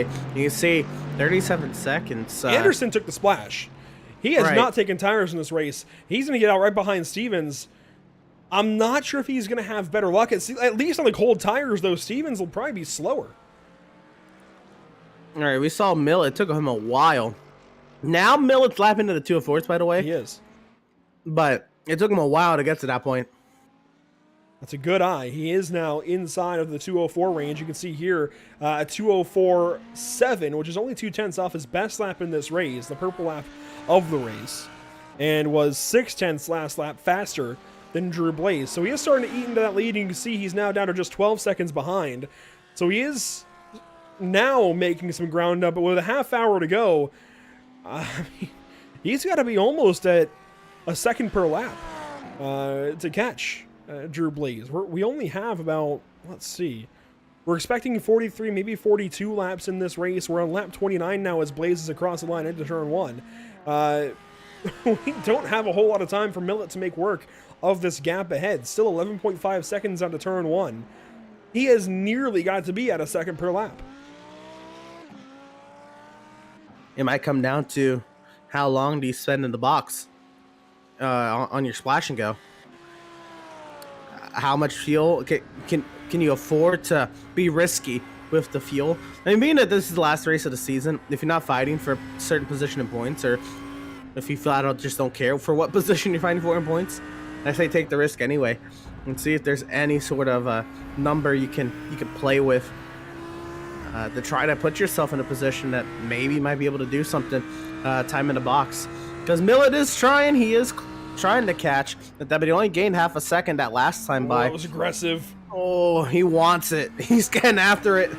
I think he could have taken turn 11 at that pace, but it would have been wide on exit, and he wouldn't have been able to do so on the inside of Jesse Redding. So now going to try and use the draft to turn 12. Redding is not battling the car ahead for position. The car ahead is, oh boy, I think that is Justin Johnson, and they are exactly one lap apart. So these two not for position. Oh, a big send there from Zach Millett, going to split them up a little bit. And now Millett's got to try and find a way through in this stadium section. This is tough. There it is. He's got his lunge right there. Oh, yeah. Right, the double left-hander 14 and 15. Oh, but Johnson's coming back. Oh, don't battle. There we go. Okay, he got the run and then realized who he was racing with there and decided not to. Good move there from Justin Johnson. We appreciate that for sure. As here comes Chris Goins out of the pit lane, back onto the racetrack in car 6. Oh, he's got a 6 on the car, but it's actually number 15. Back onto the track. Out there, Chris Goins going at it. Last car on the lead lap, but on the lead lap at that, keeping himself alive and well in this race. And with all that traffic, that lap for Zach Millett, only 2/10 slower than Blaze. Yeah, but he needs to be at least 2/10 faster. I understand that, but that was a lot of slicing and dicing that Millett went through. So the drama's building here, not only, well, not really for the championship anymore, as Aldo Seklin's well out of this race, Emerson, but the drama building certainly for the race win today at Circuit of the Americas, the 15th race on the schedule for the Lonestar Racing GT3 series, and things are building quickly. It's getting exciting here with 27 minutes to go. It's a race of strategies at COTA. Rejoin us in a few moments. Don't worry, we're not going anywhere really. We're just going to PitStop TV side by side one more time before the end of this race. 27 minutes and change to go. We'll be right back at PitStop TV.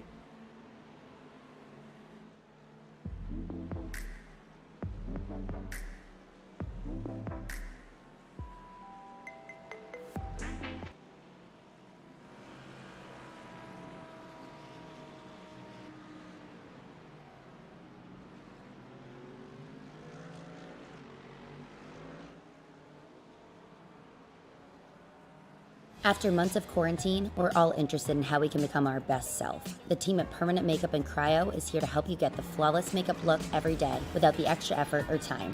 When it comes to your appearance, you deserve the best care that money can buy.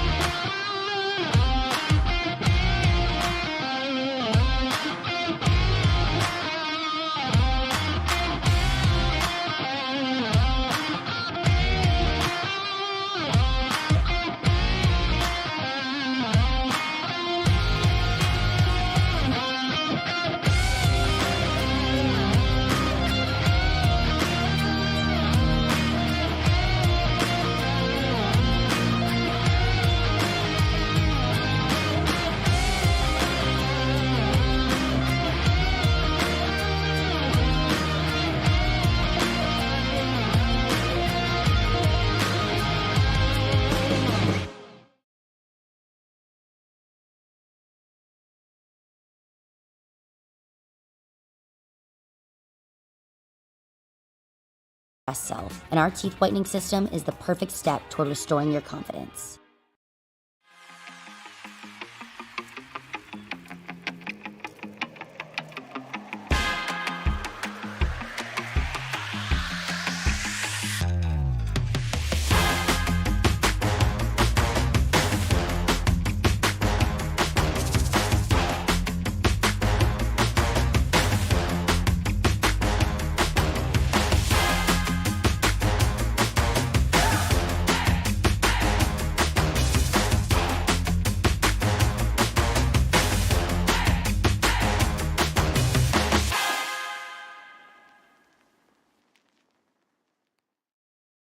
After months of quarantine, we're all interested in how we can become our best self. The team at Permanent Makeup and Cryo is here to help you get the flawless makeup look every day without the extra effort or time.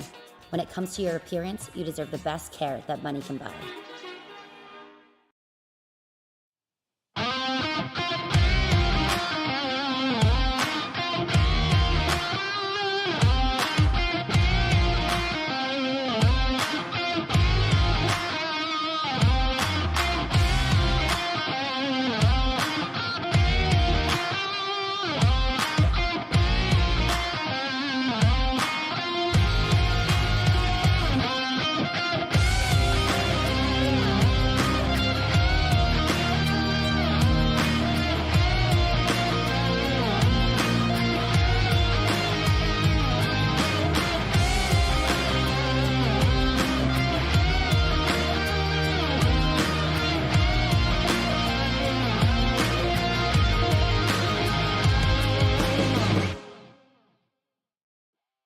Have you found yourself trying to hide your joy because you're unhappy with your teeth? Your smile is the first feature noticed in an interview, on a date, or in family photos. We want you to be able to shine bright as your best self, and our teeth whitening system is the perfect step toward restoring your confidence.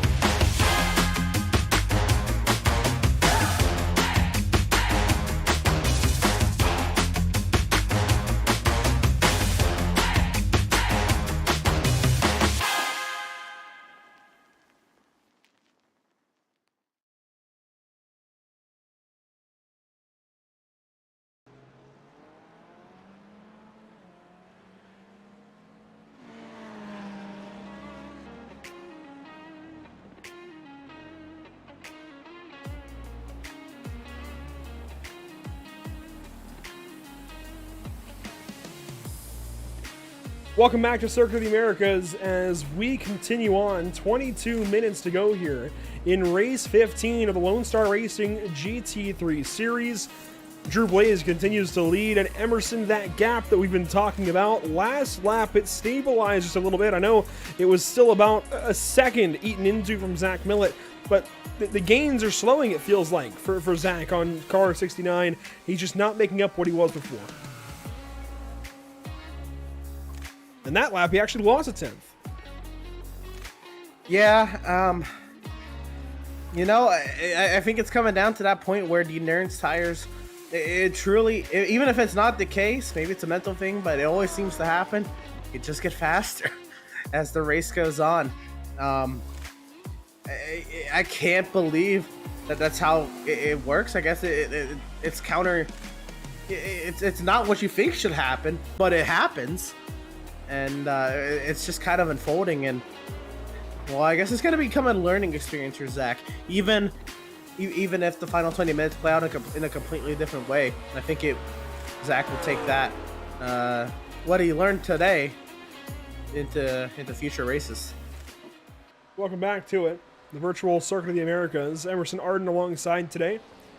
If you want to join our crew or even advertise on PitStop TV, email us directly at andrew@pitstoptv.com. This is a battle inside the top 10. Chris Gones, pressure on Mike Fahey. A McLaren on a Porsche here for position number 9. We've talked a lot about these guys, each in their own respects, and I think more about Chris Gones this evening certainly than Mike Fahey, but both have been very quiet. They've been in the back of the field, just riding around and putting on some attrition. I think really treating this as a bit of an endurance race, now battling inside the last 20 minutes, or right about at that mark anyways, as there we go, pass made by the McLaren. Gones taking position number 9 from Fahey. Consider that pass done. And for what it's worth, Fahey, he started 16th. He is now in the top 10. I know he just lost a spot, but it's been a great recovery drive. Or I guess a great drive, a great survival drive for Mike Fahey. And something, you know, you can hang your cap on. The top 10 run in a 90-minute race at COTA. It's not easy. And that's what he's gone to so far. He's going back at it with Gones there. It's not done. We went over to the battle for a moment with Herb and Blue, but this is much closer as they work through the S's. Oh, all over the curb is Gones, and Fahey's going to spin. Noses into the barrier, takes a little bit of damage there to the nose. Wow. I'm sorry. The commentator curse all over again. We've seen it so much with JP and I, and that might be the most egregious case we've seen in a while. I've had it bad. All my Outlaw seasons, it's been terrible. There goes our second place driver, Zach Millett on by, and I'm mixing the two names. Millett now within 10 seconds of Drew Blaze, though. And, well, it goes right back over to 10 seconds into turn 11. Man, this is going to be close, but as we hit 10 laps to go this next time by, it will be at a second per lap that Zach would have to make up. I don't think he's making that up unless he's been saving fuel and is able to skip this last pit stop where Drew Blaze maybe cannot. Here's Justin Erb, though, and Kevin Blue. This is our next battle we've got to put our eyes on, Emerson. This is, let's see, 40 seconds behind the two leaders. This is third and fourth place. On board now with Erb. And remember, Erb took tires, Blue did not take tires on that stop, and they went a lap longer than our leaders. They potentially, it's a long shot, but potentially could make it to the end on the one stop. And Erb is trying to see if his tires can outdo Kevin Blue's older tires. It would take fuel saving no matter who does it. That is very much worth mentioning. It would take a lot of fuel saving out of anybody in this field to go for the one-stop strategy, but we've got a couple drivers who might try it. Joseph Tucker still could, Mike Fahey, Jesse Redding, only pitted for the first time 4 laps ago. I don't know how he managed that. Well, that's at least what the telemetry is telling me. That might be wrong. There's no way he only pitted 4 laps ago for the first time. Erb and Blue, they came in, they crossed the line and started lap 22. So they right at halfway. There's no way Redding pitted only 4 laps ago. Redding, I don't know. It's an odd one. We're on board here with Herb. This is the battle for the 3rd spot. You can see Blue taking a defensive line now, charging that apex, opening some time back up. We really do thank you all for joining us this evening on PitStop TV. I know this is a bit of a change for you guys. You don't usually have a broadcast coverage for the Lonestar Racing GT3 series, but making this switch, well, not even a switch over, but gaining this broadcast and coming over and enjoying this coverage with us, as there goes Kevin Blue nailing that Verstopper on the inside of the curb. But he hangs on to the spot. Props to him. And they're both behind Justin Johnson now, headed down the hill to turn 11. Does that hold them up? No, Blue goes down to the inside. Herb stays out wide. Is Herb going to try an over-under, maybe? Not quite. Well, that's one of the few encounters. Oh, a little bit of a connection issue there for Kevin Blue. Here's Herb trying to size him up. Gonna come right up to the rear end. He'll look to the right side. They'll be side by side in the braking zone. Side by side, battling nose to tail now for 3rd and 4th. And Justin Herb is going to have the inside for turn 13. Takes that spot away. 3rd place, bottom step of the podium, goes to Herb. Now, does Herb have, first of all, is Herb within the leader's distance of a splash and go pit stop, and can he make it to the end on fuel? Because Herb might be the one to do it. We saw him, he went that lap longer, and it was a little intriguing on how he went that lap longer. But I'd imagine whatever he did to go that lap longer in that first, he is replicating the second stint. Now he's solidly in that 3rd position. I think he's going to go back to that fuel saving, should he need to. And it's going to be intriguing to see if Blaze and Millet need to stop for fuel, if Herb doesn't. And of course, he's had an opportunity now chasing Kevin Blue for the last number of laps to sit behind Kevin and save fuel. We see that a lot in the North American Racing League, whether it's the Porsche Cup cars or GT3 cars, where drivers will stay in line and just keep saving fuel until they hit their fuel number, and then they start to race down to the end. Now, in that battle, you saw Zach Millet go purple with a 2:04.463. That was 1 second faster than Drew Blaze. We're down to 9 laps to go, though. It's going to be tough. He still needs to make up a lot of time each and every lap, but he's putting the laps down that he needs to. He's doing exactly now what he needs to do, and it's looking a little bit more promising for car 315. So signs of life in this battle for the lead that spans over several corners and 7.5 seconds. Millet, they continue to have a clear track, and he sets his mind to it. Now, the other outlier is if they have to pit, again, who stops in the box longer? Do they stop in the box the same amount of time? Are they taking the same amount of fuel? Do they burn the same amount of fuel? They're in completely different cars. That'll be fun. Well, actually, might be at 7 laps to go already. We might be closer to the end than we thought. We might even be at 6. It's going to be close. Either 6 or 7 laps to go. Maybe, I don't know if we get an 8th. As, oh my goodness, even faster there from Millet at 2:04.1. And that is 1.2 seconds faster that lap than Drew Blaze. So if we do have 7 to go from this point, as it's looking that way per time against scoring, 7 laps to go, it's 1 second per lap. And not that extra much that we had earlier where it was 1.2, 1.3. Of course, now he drops a little bit of time into the S's. But I really think this Audi has got something for Drew Blaze as this run goes on. Of course, that dilemma, or that gap number is going to vary quite a bit around this course, Emerson. It's weird the way it works in iRacing. It will lengthen and shorten depending on which corner these cars are in and how fast each car is going. So we'll really get a good look at it down this back stretch. I think we'll be able to index exactly how far these two are apart as it shortens down and then opens right back up as Millet slows down and takes the apex there at turn 11. And now it's going to be around 6.7 seconds as they're both on power, so that's about the number you're looking at. You have to think, what if it was fuel saving?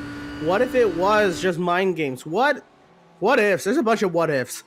What if there was always that know that Millet could close that gap down in the first half of that second stint, and maybe mind games with Drew Blaze to get Blaze to settle in, maybe to get Blaze to think he can feel safe to whatever number they have to make. And now Millet is on full attack mode. Or maybe Millet was trying to feel safe and he realized he just can't, so he might as well just go all out. There's so much that could be on the minds of these drivers, and we still await a final pit stop in the final 12 minutes, potentially, for these two, if they can't make that field number. But they stopped shy of halfway, or of the halfway of the amount of laps we were supposed to get. So, I'm anticipating a pit stop. Inside of 12 minutes to go as we take another lap off the board. Now lap 38 of an expected 43. And it's really going to come down to... Oh, Zach Millet now within 4 seconds. What? That was a 2:06.9. That was 3 seconds that lap for Drew Blaze. His tires, I think, are done. I think they dropped off a cliff that lap. They were good for 80... Well, not even 80 minutes, 78 minutes, but it's that last little bit. He lost a ton of time. And I just went on board with Drew Blaze and Sim. He is struggling in some of these slower corners to really get this car to turn. And look at how much he's fighting the wheel in these slower corners. Wow, for a long time, for about, what was it, 30 minutes nearly, we thought Blaze had the better strategy. It was counter-steering in a weird way. It looked like... Don't tell me he put a little bit of suspension damage on this car somehow. Is he counter-steering? Oh, no. Do you see it? It looks like he is. Maybe not. I don't think so. Okay, I got scared there for a second, but for nearly 30 seconds, we thought Blaze had Millet covered, and Millet just couldn't do anything with it. We thought the tires were going to withstand the test here. The track temp has continued to drop, but these tires have gone with it, it looks like, for Drew Blaze. At some point, made a big mistake last lap, and boy, I think Millet is able to calm down a little bit now. He can visually see the driver he's chasing, but he does have lap traffic to tend with. And that's Chris Gones and Joshua Tucker, Joseph Tucker, rather, fighting for the 8th and 9th positions. Gones in 8th, Tucker in 9th, on McLaren and a BMW. All right, there's still more battles on the track. And Gones has made a nice little run through the field for what it's worth. He's the one who started... Well, he started 9th, and now he's up one spot from where he started. But he's had his troubles. And Gones is first car 1 lap down, trying to fend off what he can here, and Millet trying to, I guess, put them 2 laps down here? Wait, no, I'm sorry, Millet is 2nd. So Millet will be also putting them 1 down here. Got to be careful of those off tracks, though. In that time, the gains not nearly as much as the lap prior. So Blaze back to form at a 2:05.6.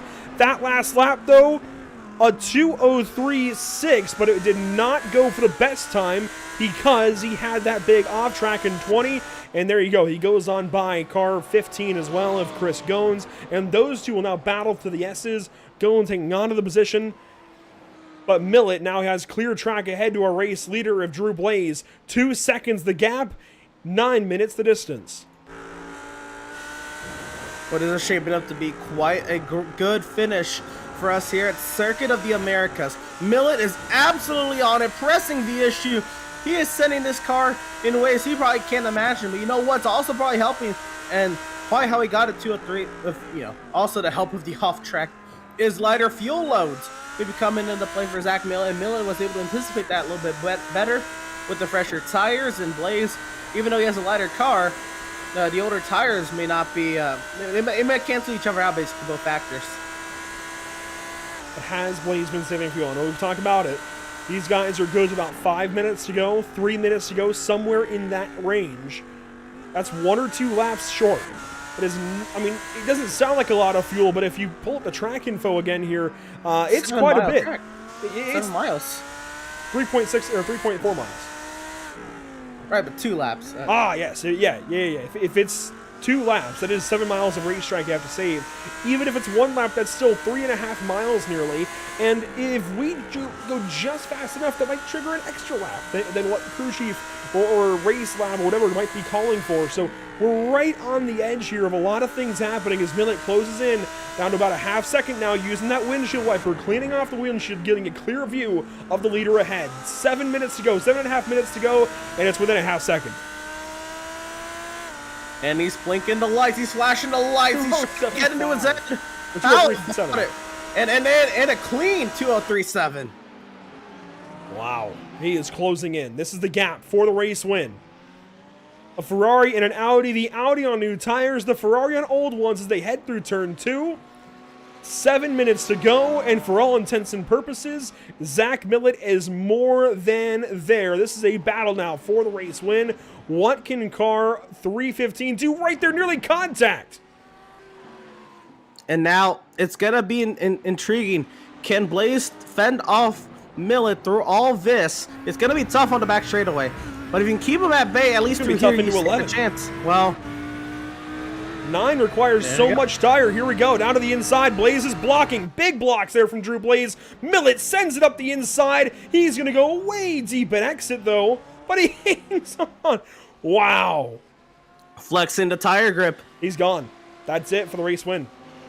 The only thing that would change it now is if Millett has to pay for fuel and Blaze doesn't. Well, we shall wait and see, because that should be answered at the end of this lap or next lap. I guess the lap after, but at that it'll be pretty close to the end of time.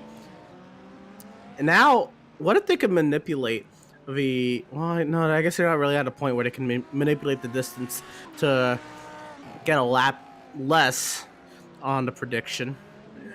No, yeah, they're not really close enough.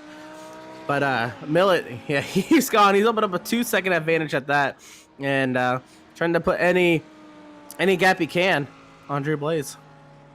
If Millett's close on fuel, he'll back himself down and potentially get 1 lap less, like you're saying. Oh, and he's pitting. Oh, does Drew Blaze come in? Yes. Oh. So we'd imagine Millett will not take tires. Blaze likely won't either. So now the question is, can Herb and Blue go the distance on fuel? So as we said, they were 5 minutes short, 2 or 3 laps potentially, depending on how you count it. This actually could back us down to a 42-lap race. We're on lap 41 now. No, it'll still be 43. It'll still be a 43-lap race. They just tripped onto lap 41. A quick splash there for Millett. Here's Blaze. And no, Herb will not be able to pass either one of these. Still a 20-second gap. He's still got a lot of time to Millett. Oddly now, Blaze is taking tires. Why? For 4 minutes. Oh, no. I question that big time. Was the grip that bad that he couldn't make 4 more minutes? Well, you know what he could be doing is trying to get a fastest lap, and there goes Justin Herb for second. He's going to lose a position, potentially. 2. Yeah, there goes Kevin Blue. He might get one of those back if Blue has to pit. But I don't know that he gets Justin Herb. Well, I guess he would get Justin Herb, wouldn't he? If Herb has to pit, he'll get Justin Herb. What an odd set of circumstances for us to have with 4 minutes to go. Steve Singer's in. And again, you said it, Andrew. These guys, they're used to 60-minute races. Never have they ever been put in these scenarios, at least for this league this season. This is foreign territory, foreign strategies to all these drivers. You'd have to math it out to the second in a scenario like this where you're pitting with 3 minutes to go. Here's Justin Herb down the back stretch. He'll have 2 laps to go. This actually... Where's the leader? So Zach Millett should trip us. Yeah, he should definitely get 2 laps to go this time by. And that's going to be tough. To go 3 laps longer than the leaders. He did 1 before, so 2 should be doable easily. But has Justin Herb saved enough to go an extra lap longer? So he really only needs 2 laps from these guys. That's actually a lot more doable. He already had 1 in the bank. So could he save 3.5 more miles of fuel? Meanwhile, it's really very much worth talking about our provisional champion-to-be, Steve Singer, who is headed down to turn 12 now. A quiet race for him, started 3rd, currently in the 6th spot.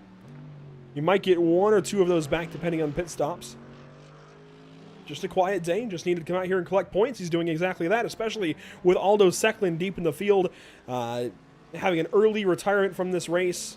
Secklin not really a threat, well, not a threat at all. And the championship will definitely go the way of Steve Singer, but hey, it's not official just yet. The race is not over.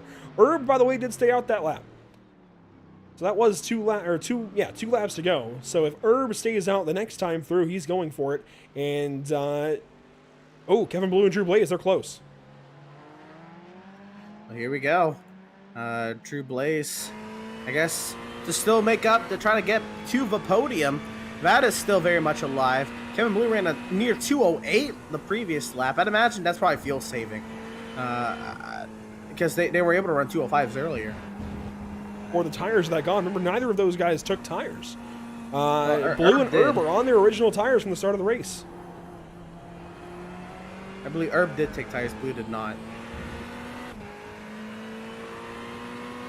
Are we sure? I think I recall now what you're saying. I could have sworn Herb. Yeah, I think Herb did take tires. You're right. Yes, because Blue was not there with him before in that first run. But here comes Blaze. Blue lets him go on by. Not going to put up a fight there. Not a bad option at this point in the race. Save fuel? Yeah, you're right. Able to get in behind now and save fuel. So it's going to give away the podium, but I think all things considered, you're saving a lot more if you're able to save it exactly what you need here. 1 minute to go, and we're waiting on Zach Millett to ping the starter line. And this will be the white flag presented by Whiplash Simcams. What a drive it's been for Zach Millett. Granted, I don't know what would have been if Drew Blaze didn't take tires there on that final stop anyway. But Millett, regardless of that, chased down Drew Blaze and absolutely put on a show there in the final minutes before that pit stop. And there's Herb. Can he stay out? He's going to. He's going to stay out. He's going to try to make it another 3.5 miles. Well, he's got 23 seconds now. He's very much in range to do this. He can coast quite a bit on this last lap if he needs to. 1 lap to go now. This should be the final lap presented by Whiplash Simcams. Drew Blaze will head on through. Kevin Blue is in. Kevin Blue comes into the pit lane. Couldn't quite hang. Could not save enough fuel. That's the other reason he let Blaze go on by. He knew he was going to have to pit. Travis Stevens will come on by and take the 4th position then in car 24. And there it is, officially the white flag on the season, presented by Whiplash Simcams.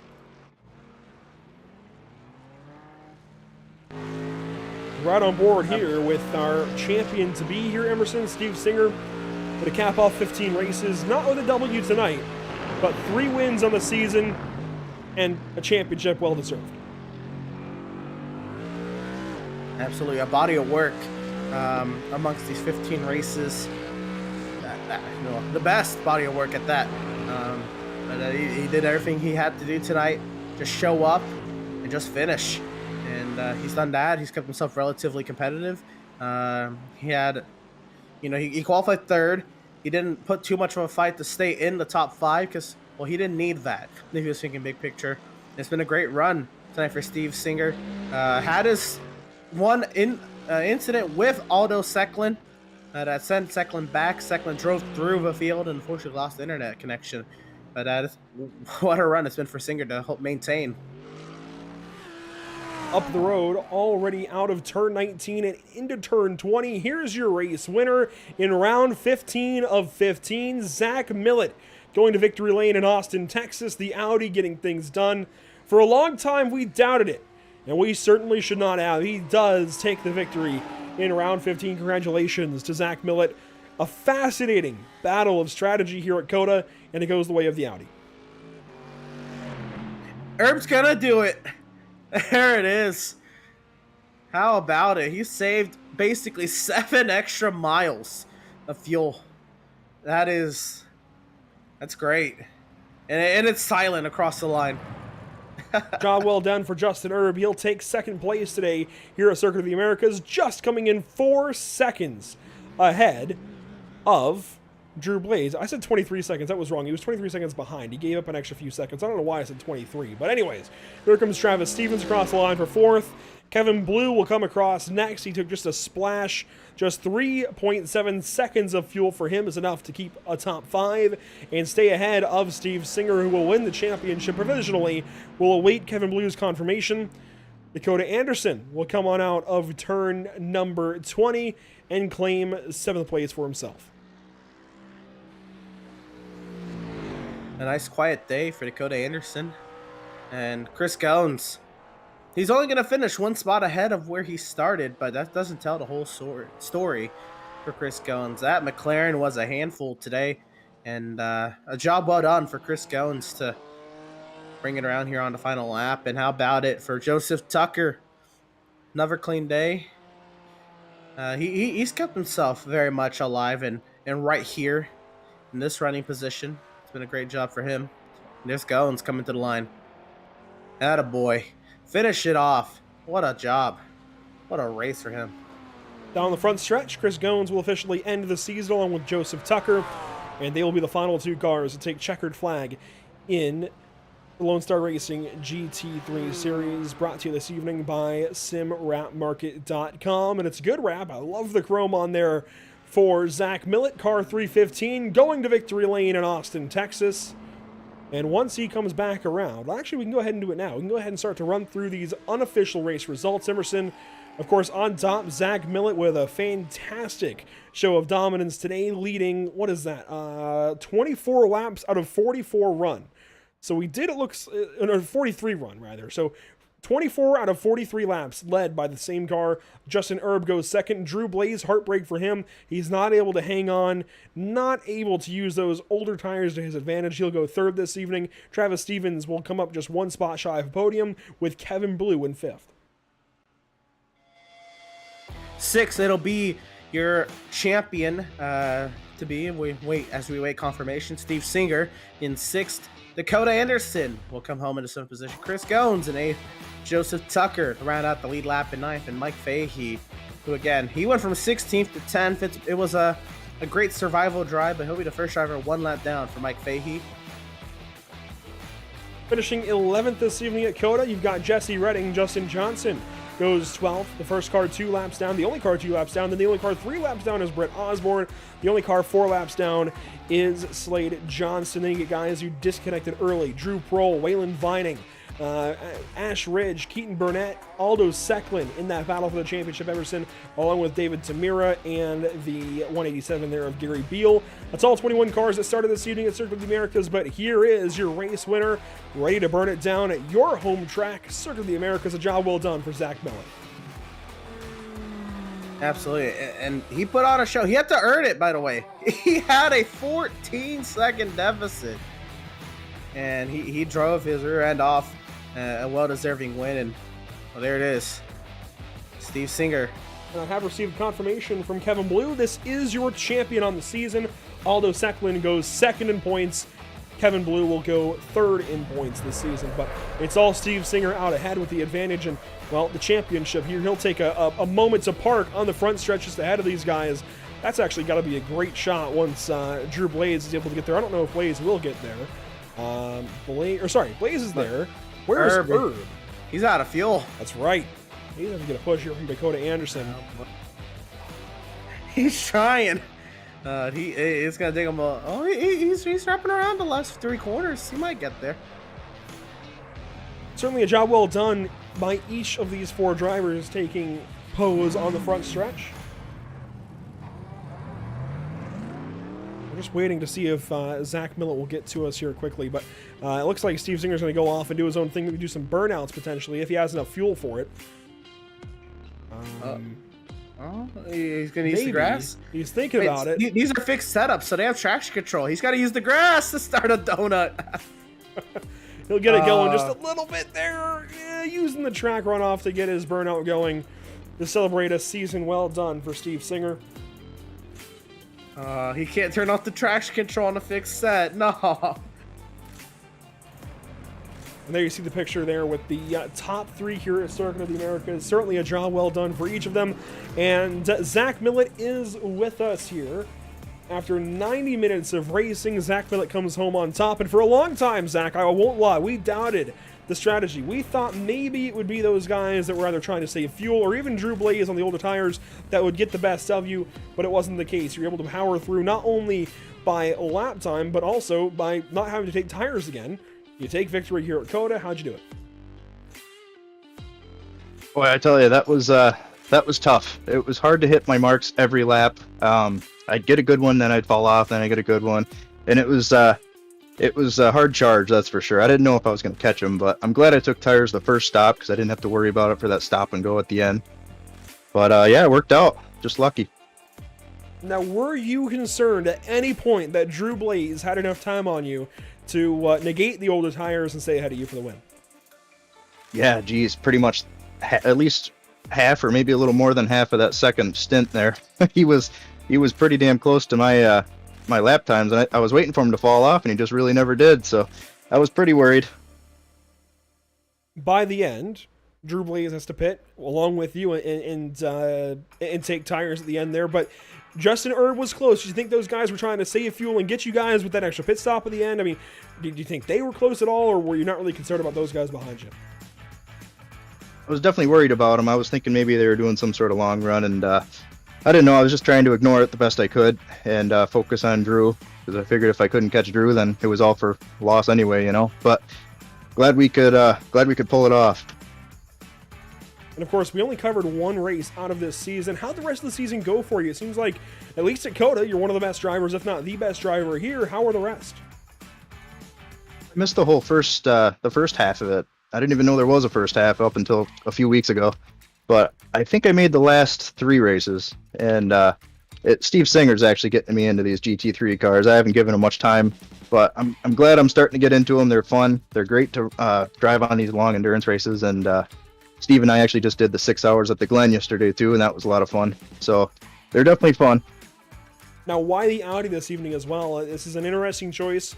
An aggressive choice, I think, for COTA, but one that paid off for you. Is it's one of those cars that are apt to attack these aggressive corners. Was it a commitment for the season, or at least the portion of the season that you did, or was it a choice just for this evening? Well, I'm definitely biased. I have an Audi S4, so I'm definitely biased to Audi, but I knew I wanted to run it right off the bat. I didn't know if there was really much difference between all the cars. It was actually very interesting to run the Mercedes, the new Mercedes, at the 6 hours, because that compared to the Audi it's extremely different. So I was pretty worried I'd loop the Audi around in this race. Well, there you go. Zach Millett with 24 laps led this evening. Congratulations, Zach. And I wish we could say we'll talk to you next time. That's usually my line at the end of these interviews, but hopefully we'll talk to you again at some point here at the Lonestar GT3 Series. Congratulations on a victory well done this evening, and hopefully we talk to you again at some point. Heck yeah, man. I hope so. Zach Millett celebrating here at Circuit of the Americas. Certainly a deserving win, I'd say, Emerson, as we will go ahead and break down for a moment and go to a quick break with a message from our partners here at PitStop TV.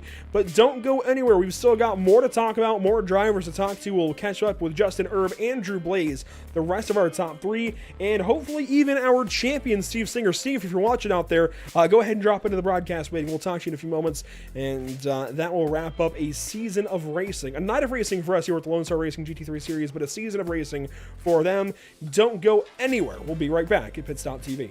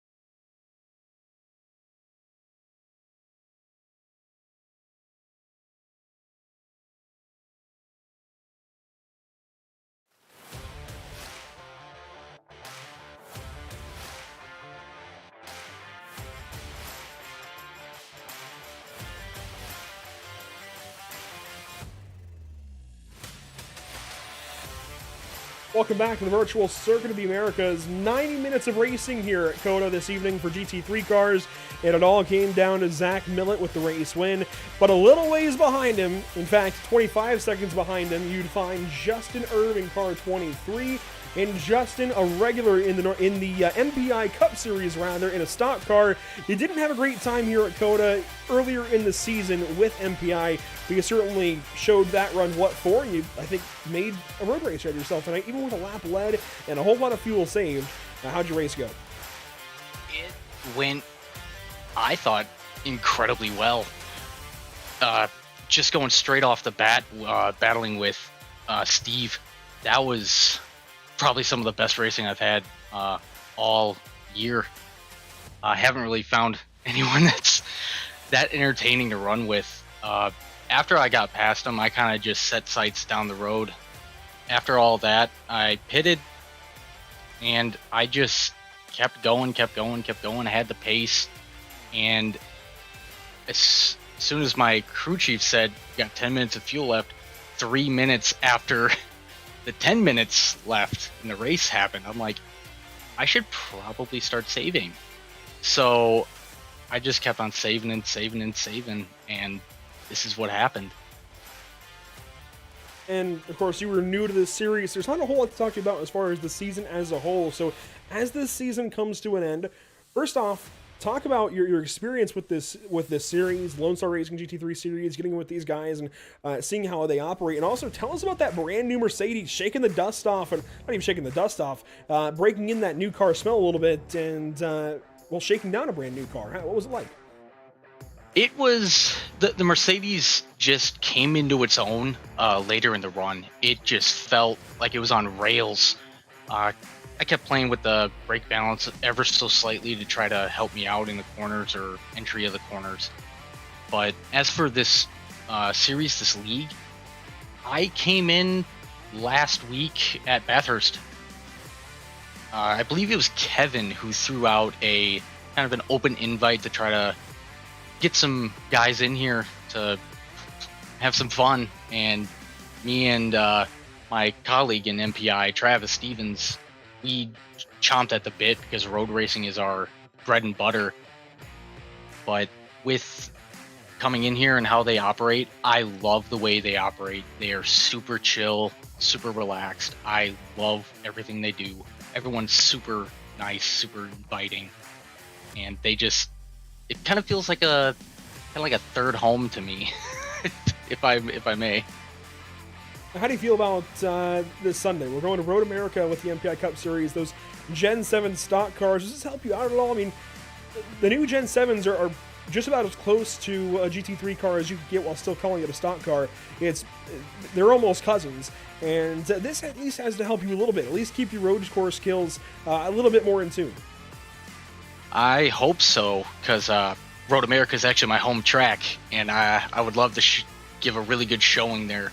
If Sonoma showed anything a few weeks ago in MPI, I'm hoping to match, if not better myself at Road America. I'm not really going to hold my breath because I know there's a lot of crazy fast guys in there, but I'm hoping to show it a little bit. And as for the road racing part of the Gen 7, or the next gen, I think it's a great platform. And as years go by, I think it will become a really good, potent road racer as well as an oval racer, because we're still in the first year of this thing. So a lot of shaking down still to go. There you go, Justin Erb with a lap led here at COTA. A whole lot of fuel saved, and not quite a race win, but certainly a silver medal here at COTA has got to feel good. Congratulations, Justin, on a second place effort. We'll talk to you, well, I guess not next time here in the Lonestar Racing GT3 Series, but hopefully this Sunday at Road America for the MPI Cup Series. Yeah, here's hoping, man. Thanks for broadcasting tonight. You did a great job. Hey, you as well. There's Justin Erb in car 23 taking a second place effort. Emerson and Drew Blaze took a Ferrari to third place this evening, but it was this pit right here that I thought really ruined what was a pretty good day for him. Here is third place finisher Drew Blaze. And while I was surprised to see a Ferrari be driven to the front of the field as it was, even for those few corners, and then leading there that second stint, Drew, it was an intriguing race. I guess first let's go to the start of the race, and where you initially edged out Zach Millett at the top of the hill, and you held the lead through the S's. How are you feeling then? And when he got back to you in turn 11, what was the game plan? I mean, I was just trying to, honestly, I was trying to keep it on the track and not get too many off tracks, and I knew he had the speed. So I was just taking it easy, seeing how the strategy played out. It's just trying to take it easy. And so Andrew and I, we talked about it a lot today. And obviously it became evident with your pit stop time to Zach Millett's pit stop time that Zach took tires at his stop near the halfway point, and you did not. And while we thought about just how common it is to double stint tires or do 2 fuel runs on one set of endurance race tires. Was that the same mindset that you had in mind, or were you unsure or did you know that you were going to potentially have some fallout towards the end of the race, and you were just kind of hoping that you build up a large enough of a gap? Or what was the decision in that strategy making like? I mean, in these endurance races, I honestly don't have too much experience, so my game plan was just run the tires out as long as I could, and not take tires and just take fuel when I needed to. And I had just a couple laps before I took that splash there at the end. I cut down a tire, so I did have to stop and take tires. Oh my gosh, that explains a lot. Wow, we had no idea that you'd cut down a tire. We were questioning why you were taking tires with 4 minutes to go, and that makes sense. At that, I'm judging by the point standings. I'm guessing this is your first start here with the Lonestar Racing League. So, what do you make of it and your first time out here at COTA? Well, this is my second appearance. I actually ran last week and had some unfortunate things happen and didn't finish in the points. But no, it's been good. It's been awesome racing, and Kevin's definitely put on a good league and got some good guys running in here. So it's always a pleasure. Right on. Well, congratulations on a great showing. I should add, you still finished on the podium with that 3rd place finish. You got yourself a decent amount of laps, 18 to be exact. And you showed that you are going to be a force to be reckoned with in this Lonestar Racing League should you continue on with them in the coming seasons. So congratulations on your podium finish tonight. Best luck to you. And if you decide to continue on with this league or whatever you do. And Thank you, guys. I appreciate you guys putting on the broadcast here, and Kevin putting on the league, and everybody driving, everybody who watched. Appreciate you guys. Yes, sir. And of course, that 3rd place finisher, Drew Blaze, driver of the number 69 Ferrari, led 18 laps en route to his podium finish tonight. And well, there you have it, Andrew. He cut a tire down. That certainly makes a lot more sense as to why he pitted there at the end, and not only pitted, but took tires on that last stop. Steve Singer claims a championship here in the Lonestar Racing GT3 series. And Steve, we know you quite a bit at PitStop TV. It's good to see a familiar name, and we know that you're pretty good on these road courses, especially in GT3 cars. It makes sense that you're here celebrating a season championship. But tell us about the season to this point. Obviously, we only saw 1 race out of 15. We missed the other 14. What were they like? Well, I mean, it's kind of hit and miss. I had to do well on the tracks that I was good at, and just kind of avoid the chaos and do the best I could really on the tracks that I didn't excel at. The pace that I had here today at COTA, that's all I had. That's the best I could do out of it. So happy to get a championship out of the deal. But I actually missed the first 2 races of at least the U.S. leg of the whole season. Obviously, we had some drops, so that helped things quite a bit. I was actually doing a broadcast on Monday nights at the time, so it didn't work out. But Kevin and the Lonestar guys put a good season together, a good mix of different tracks, some that I really had no experience on whatsoever, some that were surprisingly good for me. Long Beach, I thought I was going to be horrible, but we ended up coming away with a win there. And Watkins Glen, I figured I'd be a lot better, and we won, but it wasn't as easy as I thought it would be. And of course, you even had a car switch, it looks like, in the middle of the season, at least from Mercedes to Mercedes. What car did you start with, and why did you go to this new Mercedes here for the last race of the season? We started with, well, the Mercedes. I stuck with it most of the season. The only reason I switched to this for COTA was myself and Zach Millett actually ran the 6 hours at the Glen, so we had a ton of laps in it. He was running the Audi anyway, but I was like, I'm really comfortable in this thing. It may or may not be the fastest, but at least it's something I can rely on, so we stuck with it for this one. Kevin gave us the option to make the switch when iRacing updated the car, so that was kind of cool. Now, what was it like going from the GT1 cars that we saw with Scar to GT3 cars? I know you have other road racing that you do, and I'm sure other races in general that you do throughout the week, but what is the difference between the GT1 cars we saw with you guys with the Superior Class Auto Racing Series and now these GT3 cars that we see with the Lonestar Racing GT3 Series? Those GT1 cars, they're different, but they're similar. Yes, they're animals. They're a little bit faster for sure, but you had mentioned it yourself when you were broadcasting for us about maybe driving those GT1 cars would be kind of a good preparation for getting into GT3 down the road. And prior to GT1, I didn't think I was great in GT3 at all. So in my eyes, that GT1 series certainly did help. A lot of it transferred over. Obviously, there's no ABS on that side of things. There's a little bit ABS here, so that part, okay, that didn't really relate. But I don't know. It definitely seemed to help. Clearly, we end up here with a championship, so... And talk about that championship. I mean, we already talked about kind of how the season went for you, but this is going to be pretty cool to claim another series championship and do so outside of those Scar bounds. I don't know exactly what you do throughout the week, but I'm sure you race more. But this is going to be pretty cool to come out here on Monday nights, and especially with limited opportunities throughout the season. You said you missed a few races. Come out here, claim a championship, and potentially even set up for another season championship down the road. Well, for the most part, race-wise, I run this with these Lonestar guys, and I'm still running a Monday night, Sunday night actually, still Sunday night Radical series in the SR8. We're about halfway through that, but those are really the only two races that I'm running each week, doing broadcast in between. We tried to sneak in, obviously, the endurance race once in a while. We did Daytona, we did Watkins Glen, but it's really about it. We don't have a whole lot of laps in it. We didn't turn any laps here in this car at COTA until a little bit last night and a half hour prior to the session tonight. So maybe could have found some more speed if I'd put more time in, but it's a matter of just trying to find that time.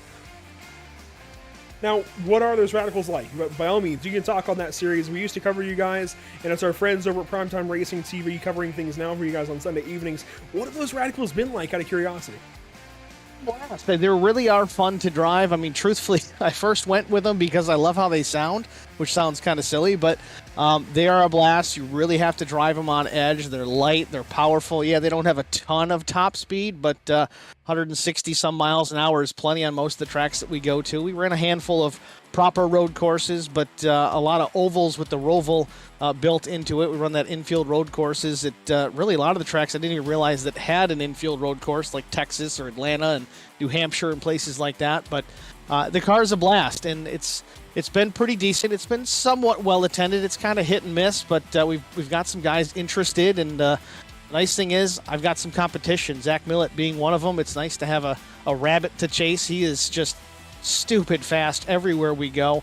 He started racing in this GT3 series with us, and he said, man, I'm terrible in a GT3 car, and within half a session he's up to pace. So can't stop him now, but again, thank him. He's helped us here at HBR quite a bit as far as our road course program goes. It's been awesome. It's just every day is iRacing, unfortunately, but it is what it is. There you go, season champion Steve Singer in the Lonestar Racing GT3 series. Best of luck to you now on Sundays with those radicals. Again, that's Primetime Racing TV. We certainly would hope you'd be here with us on PitStop TV for MPI Cup Series action, but if that's more your thing, by all means, check out Primetime Racing TV with the Superior Class Auto Racing Radical Series now. It's been pretty cool. I've checked into a couple myself on YouTube after the fact, and even if you are here for MPI coverage, you can check out PTR TV for coverage after the fact of the Scarred Radical Series. Congratulations on a championship here, Steve, and best of luck to you on Sundays. Hopefully we get to cover more of these Monday nights with these guys with GT3 cars with Lonestar Racing, and hopefully we get to talk to you more in the future. Thanks, Andrew. Again, before I get out of here, I definitely got to thank HBR Autosport, HBR TV, Castle Products, Track Media, again, Zach Millett for helping us out in the road course program. You guys, of course, at PitStop TV, putting on an awesome broadcast as always. Miss you guys. Hope to be back with you sometime soon. I appreciate that, guys. Thanks. Another Steve Singer wrapping things up after his season championship, Emerson, and definitely well-deserved for Steve. I've really grown to know the guy over the course of the last, 6, 7, 8 months, however long it's been now. It feels like it's been forever almost, and at the same time, it seems like it was almost yesterday that we started covering the SCAR GT1 series back in October of last year, but it's been a lot of fun this evening. I really enjoyed this. I wish we could have covered more of the season. Hopefully we can cover more down the road, potentially. I very much enjoyed this bit of change of pace with us, almost having an endurance race this evening, 90 minutes of GT3 racing at COTA. Didn't expect to like it quite as much as I did. You know, and I think with the little insight we got from these drivers in these interviews, that kind of described how tonight went, especially the newer drivers that, you know, I forget who said it, but somebody said it was just so chilled tonight. And I mean, you could see that tonight. It looks like it's just a bunch of guys that enjoy racing in these GT3 cars. They loaded them up. I mean, fixed setup, so it's all, you know, just about how you can drive the car. And it was fantastic. Great showing tonight. I mean, for us, we saw Waylon Vining and Ash Ridge have probably the greatest race. That was some phenomenal stuff. But the way they were racing one another as well. But it was all throughout the field. Great stuff and great respect amongst each other. We didn't really see anybody hold anyone up tonight. Everybody, you know, the Soul Cars realized, you know, who were the drivers fighting for the win, the title. They, you know, got out of their way and, you know, and they ran their race. It was a great race tonight. Great venue for it. A lot of opportunities to have some great battles, and we got them. It was definitely a fun race this evening. A big shout out to everybody here with the Lonestar Racing GT3 Series. Kevin Blue for contacting us as a result, in fact, of covering the Superior Class Auto Racing Sports Car Championship way back throughout the fall and winter of 2021 and into 2022. A big thank you to Kevin Blue for contacting us, having us do this event, and definitely really, really cool. A refreshing change of pace for us. And you're on a Monday night as well. We haven't done a Monday night broadcast since February, so good to be back here on a Monday evening and getting the sim racing juices flowing again on a Monday. A big shout out to our partners here at PitStop TV, Whiplash Media, SimCams, SimWrapMarket.com, and Permanent Makeup and Cryo in Maine. SimWrapMarket.com, by the way, a partner of both ourselves here at PitStop TV, the official paint provider now of the channel, and a partner of the Lonestar Racing GT3 series. And if you didn't catch it earlier when I talked about it, they are hosting an endurance race on July 16th, a 3-hour endurance race, a bit of a preview of what the 24 hours of Spa might be like here on the iRacing.com service. So that's kind of the best reason to run. If for some reason the St. Jude charity is not enough for you with a $20 donation for all teams, then your next best reason, I guess, is the fact that it is a preview of the 24 hours of Spa here on iRacing. So you're serving two great purposes. A, you donate to a great charity, the St. Jude's Children's Hospital, and you get some practice for the following weekend. So a great event that the Lonestar Racing GT3 series is putting on with help from SimWrapMarket.com and other partners. So a big shout out to SimWrapMarket.com and really, I think, ingraining themselves in the iRacing.com community. I think big time that they are becoming something bigger and better than I ever thought they would. Rebranding from Heatwave Designs. If you've seen Heatwave Designs and maybe you're wondering where they went or where SimWrap Market came from, that's where SimWrap Market came from. And definitely check out SimWrapMarket.com. Pre-made iRacing paint scheme bases and a whole lot more. You can even get full iRacing wraps from SimWrapMarket.com. Before we go, let's talk about the upcoming broadcasts here at PitStop TV. Emerson, here is a bunch of looks at them. Wednesday evening, it's you with the Outlaw Sim Series. Tell us about why we should watch it. Well, the Outlaw Sim Series heads to Loudon, New Hampshire, and it's going to be fun seeing those boys race for some lobster. How was that? No? Good? No? We'll let you pass. Not with flying colors, but we'll let you pass for now. But yes, heading up north to New Hampshire Motor Speedway, Loudon, New Hampshire, a track I've been to a couple of times and love the atmosphere of. Such a great racetrack. It's so underrated. I think it's definitely a strategy track. It's a driver's track. It's usually one or two lines right around the bottom, but not actually on that very bottom lane. You've got to get down to the bottom of that banking, right above that bottom groove, and try and run as quickly as you can out into the corner, stop, get a turn, and wrestle it on out of the corner. And imagine these Gen 7s will be just like the Gen 6 and get loose on corner exit and give you guys plenty of rubber out of turns 2 and 4 on Wednesday evening. Thursday, we're right back here at Circuit of the Americas in Austin, Texas for the North American Racing League Porsche Cup Series. 8:30 Eastern coverage will begin. That's race number 2 of Porsche Cup season number 2 for the North American Racing League. And then Sunday, look at that, Road America back on the schedule here with the MPI Cup Series at 9 Eastern. MPI Cup Series comes back to PitStop TV for a summer run to the playoffs, where Podium Esports will take back over with Daytona and the rest of the season. So our next leg with MPI begins with a road course and will end with a road course. Actually, each leg of our broadcasts have begun with a road course and ended with a road course. COTA to Sonoma, now Road America to Watkins Glen. I think that's one heck of a way to do it. Certainly, and some great American road racing venues as well.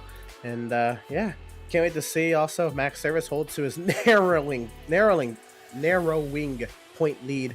I think it's like 4 points heading into New Hampshire, but he's still up there.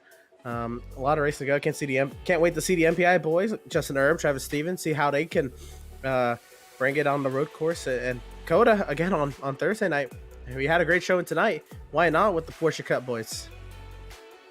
And of course, there's plenty of places to follow along with PitStop TV. We'll have social coverage at least on Thursday with the North American Racing League, Facebook, Twitter, Instagram, YouTube. You can find us on each of those 4, along with Twitch. So it's facebook.com/PitStopTV, twitter.com/PitStopTV_, Instagram.com, and twitch.tv/Pit_Stop_TV. It's the same username for both.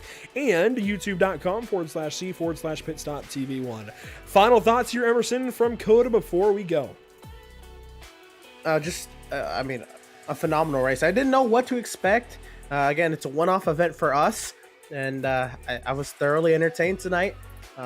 Glad to see another great show here at a track I've had the amazing opportunity to visit in real life, even though it was all soggy and everything. It was still a great time. Tonight here at the COTA Circuit of the Americas virtually, of course, and a great race. Congratulations, Zach Miller, on an insane drive to chase down Drew Blaze. And obviously Drew Blaze was driving hard enough to try to win that race because he cut a tire. So those boys, they were leaving it all on the track. And of course, congratulations to Steve Singer on the championship. I'd imagine just the smart driving he did tonight was a huge factor on how he was able to get the job done over the body of work this season. But all in all, congratulations to all the drivers who deserve it. And yeah, it was a great event. Emerson, a big thank you for stepping in this evening. Initially, JP Costa was slated to cover this event. Best wishes to JP as he had to call out essentially for this one, but he should be back for us Thursday with the North American Racing League. A big shout out to everybody here at PitStop TV, even Justin Erb, who helped with the IRL Indy 500 back in May, Parker Bland, Devin Zimmerman, Ed Scherer, so many. They do so many great things here with PitStop TV. Even Trey Patton recently getting back on the mic for us with the MPI Cup Series at Sonoma a couple of weeks ago. My name is Andrew Cardinal IV. We have Emerson Arden along with us, and if you were just itching for more racing action and maybe even want to watch something tomorrow night, Tuesday, June 21st, I invite you to head on over to Flow Racing TV and catch round number 3 of the Cookout Summer Shootout from Charlotte Motor Speedway. This is a real racing event on Flow Racing TV. I'll be on one of the cameras. I'll be on camera number 3, down in turn number 3. So any action you see from right down on the track, hit it into that third corner. That'll be me pointing that camera out there. And then Wednesday, of course, we have the Outlaw Sim Series. Thursday, we have the North American Racing League. Friday, Saturday, we have a couple of days off, but there are plenty of national events that you can watch on cable television, I'm sure, on Friday and Saturday. And then, well, Sunday night, we invite you to be back here with the MPI Cup Series on PitStop TV from Road America. So if you're itching for that kind of racing action, well, there you go. That's how you can keep up with all things racing over the next week or so. That will do it for us this evening from the Circuit of the Americas. A whole lot of fun this evening. Thanks for being here. We will catch you next time. Thanks.